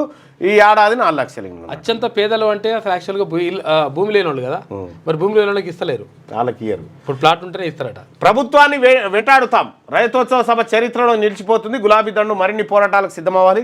ప్రభుత్వ అరాచకాలను మరింతగా ఎండగడతాం. టెలికాన్ఫరెన్స్లో కార్యకర్తలతో కేటీఆర్ కామెంట్స్. జిమ్లో వర్కౌట్ చేస్తుండగా గాయం. అచ్చా కొన్ని రోజులుగా రెస్ట్ తీసుకొని ఉన్నట్టుగా వెల్లడియట. కేంద్రం ఇచ్చిన నిధులపై చర్చకు సిద్ధమా? కొండంత రాగం తీసి దిక్కుమాలిన పాట పాడినట్లుంది. అధికారం పోయాక మావోయిస్టులు గుర్తుకొచ్చారా? కేసీఆర్ అధికారంలో రాకముందుకు కేసీఆర్ ఒక మాట చెప్పిండు, మావోయిస్ట్ ఎజెండానే మా ఎజెండా అని.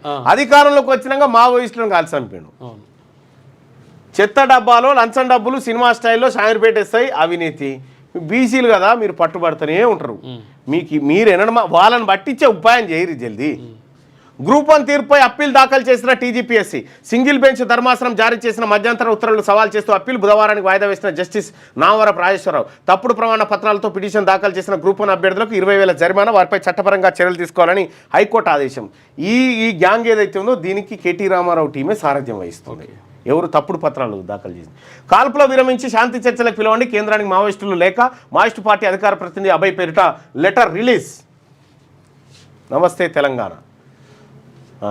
అవును నిజమే, కేసీఆర్ చెప్పిందంతా సత్యం. సభలో కేసీఆర్ మాటలకు రైతుల ప్రతిస్పందన, ఉద్యమ ప్రస్థానం, 10 ఏళ్ల అభివృద్ధిపై వివరించిన బీఆర్ఎస్ అధినేత, హామీలు ఇచ్చి మాట తప్పిన కాంగ్రెస్పై నిప్పులు, ప్రతి మాటకు స్పందించిన అన్ని వర్గాల ప్రజలట. ఈ రెండో రోజు రాస్తున్నారు వార్త. సభ పేరు బీఆర్ఎస్ రాజ్యోత్సవం. చూస్తే కేసీఆర్ ప్రసంగాన్ని మొత్తంగా వీక్షించిన వారు 1.5 మంది అట. టీవీలో వీక్షించిన వారు 1.2 కోట్ల మంది, యూట్యూబ్ లైవ్లో వీక్షించిన వారు 12 లక్షలు, ఎఫ్బీలో లైవ్లో వీక్షించిన వారు 3 లక్షలు, సభలో ప్రత్యక్షంగా వీక్షించిన వారు 15 లక్షల మందికి పైగా. 15 లక్షలు లేరులే, 15 లక్షలు లేరు. బీఆర్ఎస్ రాజ్యోత్సవ సభకి గట్టిగా నాకు తెలిసినంత వరకైతే ఈడో 4 లక్షలు ఉంటారు, బయట ఒక 2-3 లక్షల మంది వెయిట్ చేస్తున్నారు అంతే. 15 లక్షల మంది లేరు. టీవీలో వీక్షించిన వారు 1.2. టీవీలో వీక్షించిన వాళ్ళ సంఖ్య ఎట్లా తెలుస్తుందా? తెలియదు కదా, రాసుకొస్తా అట్లా. ఇది ఇప్పుడు ఈ గ్రాక్కి ఇచ్చినాం అనుకో, ఇది తప్పని చెప్తుంది, పరువు పోతుంది. ఏమి జనం సంచలనం, అధికారం మళ్ళీ బీఆర్ఎస్దే. వరంగల్ సభకు పోటెత్తిన జనమే నిదర్శనం. కేసీఆర్ ప్రసంగాన్ని ప్రజల స్పందన అద్భుతం, విజయవంతం చేసిన ప్రతి ఒక్కరికి ధన్యవాదాలని కేటీఆర్. పోలీసుల పైసా వసూలట, ఎన్నడలేని విధంగా సభకు యూజర్ ఛార్జీలు వసూలు చేసిరు, భారీగా ట్రాఫిక్ జామ్ చేసిరు. ఆదివారం ఆర్టీఏల డ్యూటీ, ఎమ్మెల్సీ పోచంపల్లి. సభను సక్సెస్ చేసిన అందరికీ వందనం దాస్యం. చారిత్రాత్మక సభకు వేదిక వరంగల్ అని చెప్పి సుదర్శన్ రెడ్డి. రైతు ప్లస్ యూత్ రైతోత్సవం, కథం తొక్కిన యువత రైతు, కేసీఆర్ ప్రసంగానికి జనం ఫిదా. కూలగొట్టుకుంటే బతకలేం సారు అంటూ రైతు ఎల్లే స్పందనట.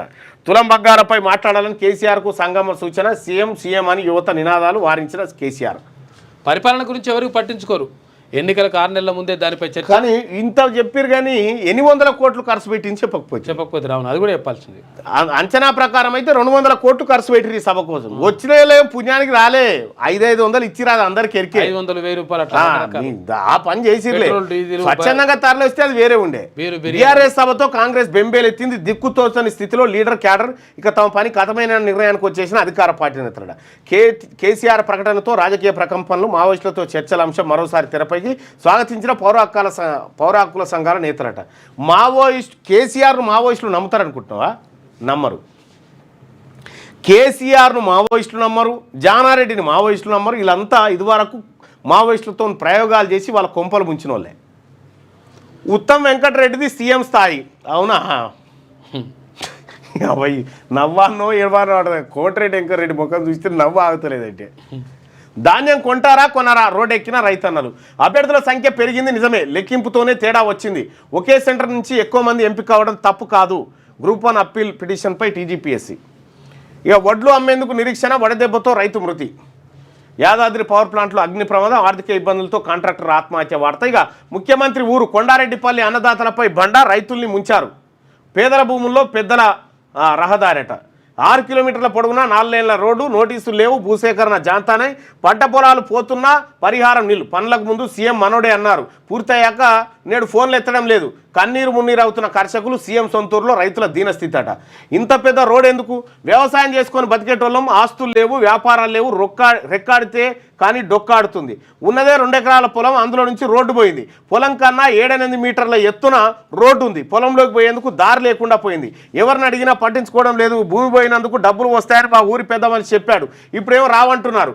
మాలాంటి పేదల పొట్టలు కొట్టి ఎవరేం బాగుపడతారు? రోడ్డులో పోయిన భూమికి డబ్బులు ఇవ్వాలి, పొలంలోకి వెళ్లేందుకు దారి ఏర్పాటు చేయాలి. అయినా ఎవరు అడిగారని ఇంత పెద్ద రోడ్డు వేస్తున్నారు? పరిసరాలు రైతులు, తాండ్ర గ్రామం, నాగర్ కర్నూలు జిల్లా. రేవంత్ రెడ్డి గారి ఊర్లో రైతుల భూములు పోయిన, రాజ్యుల భూములు వాళ్ళ భూములకు రోడ్ల కోసం వేసుకున్నారట.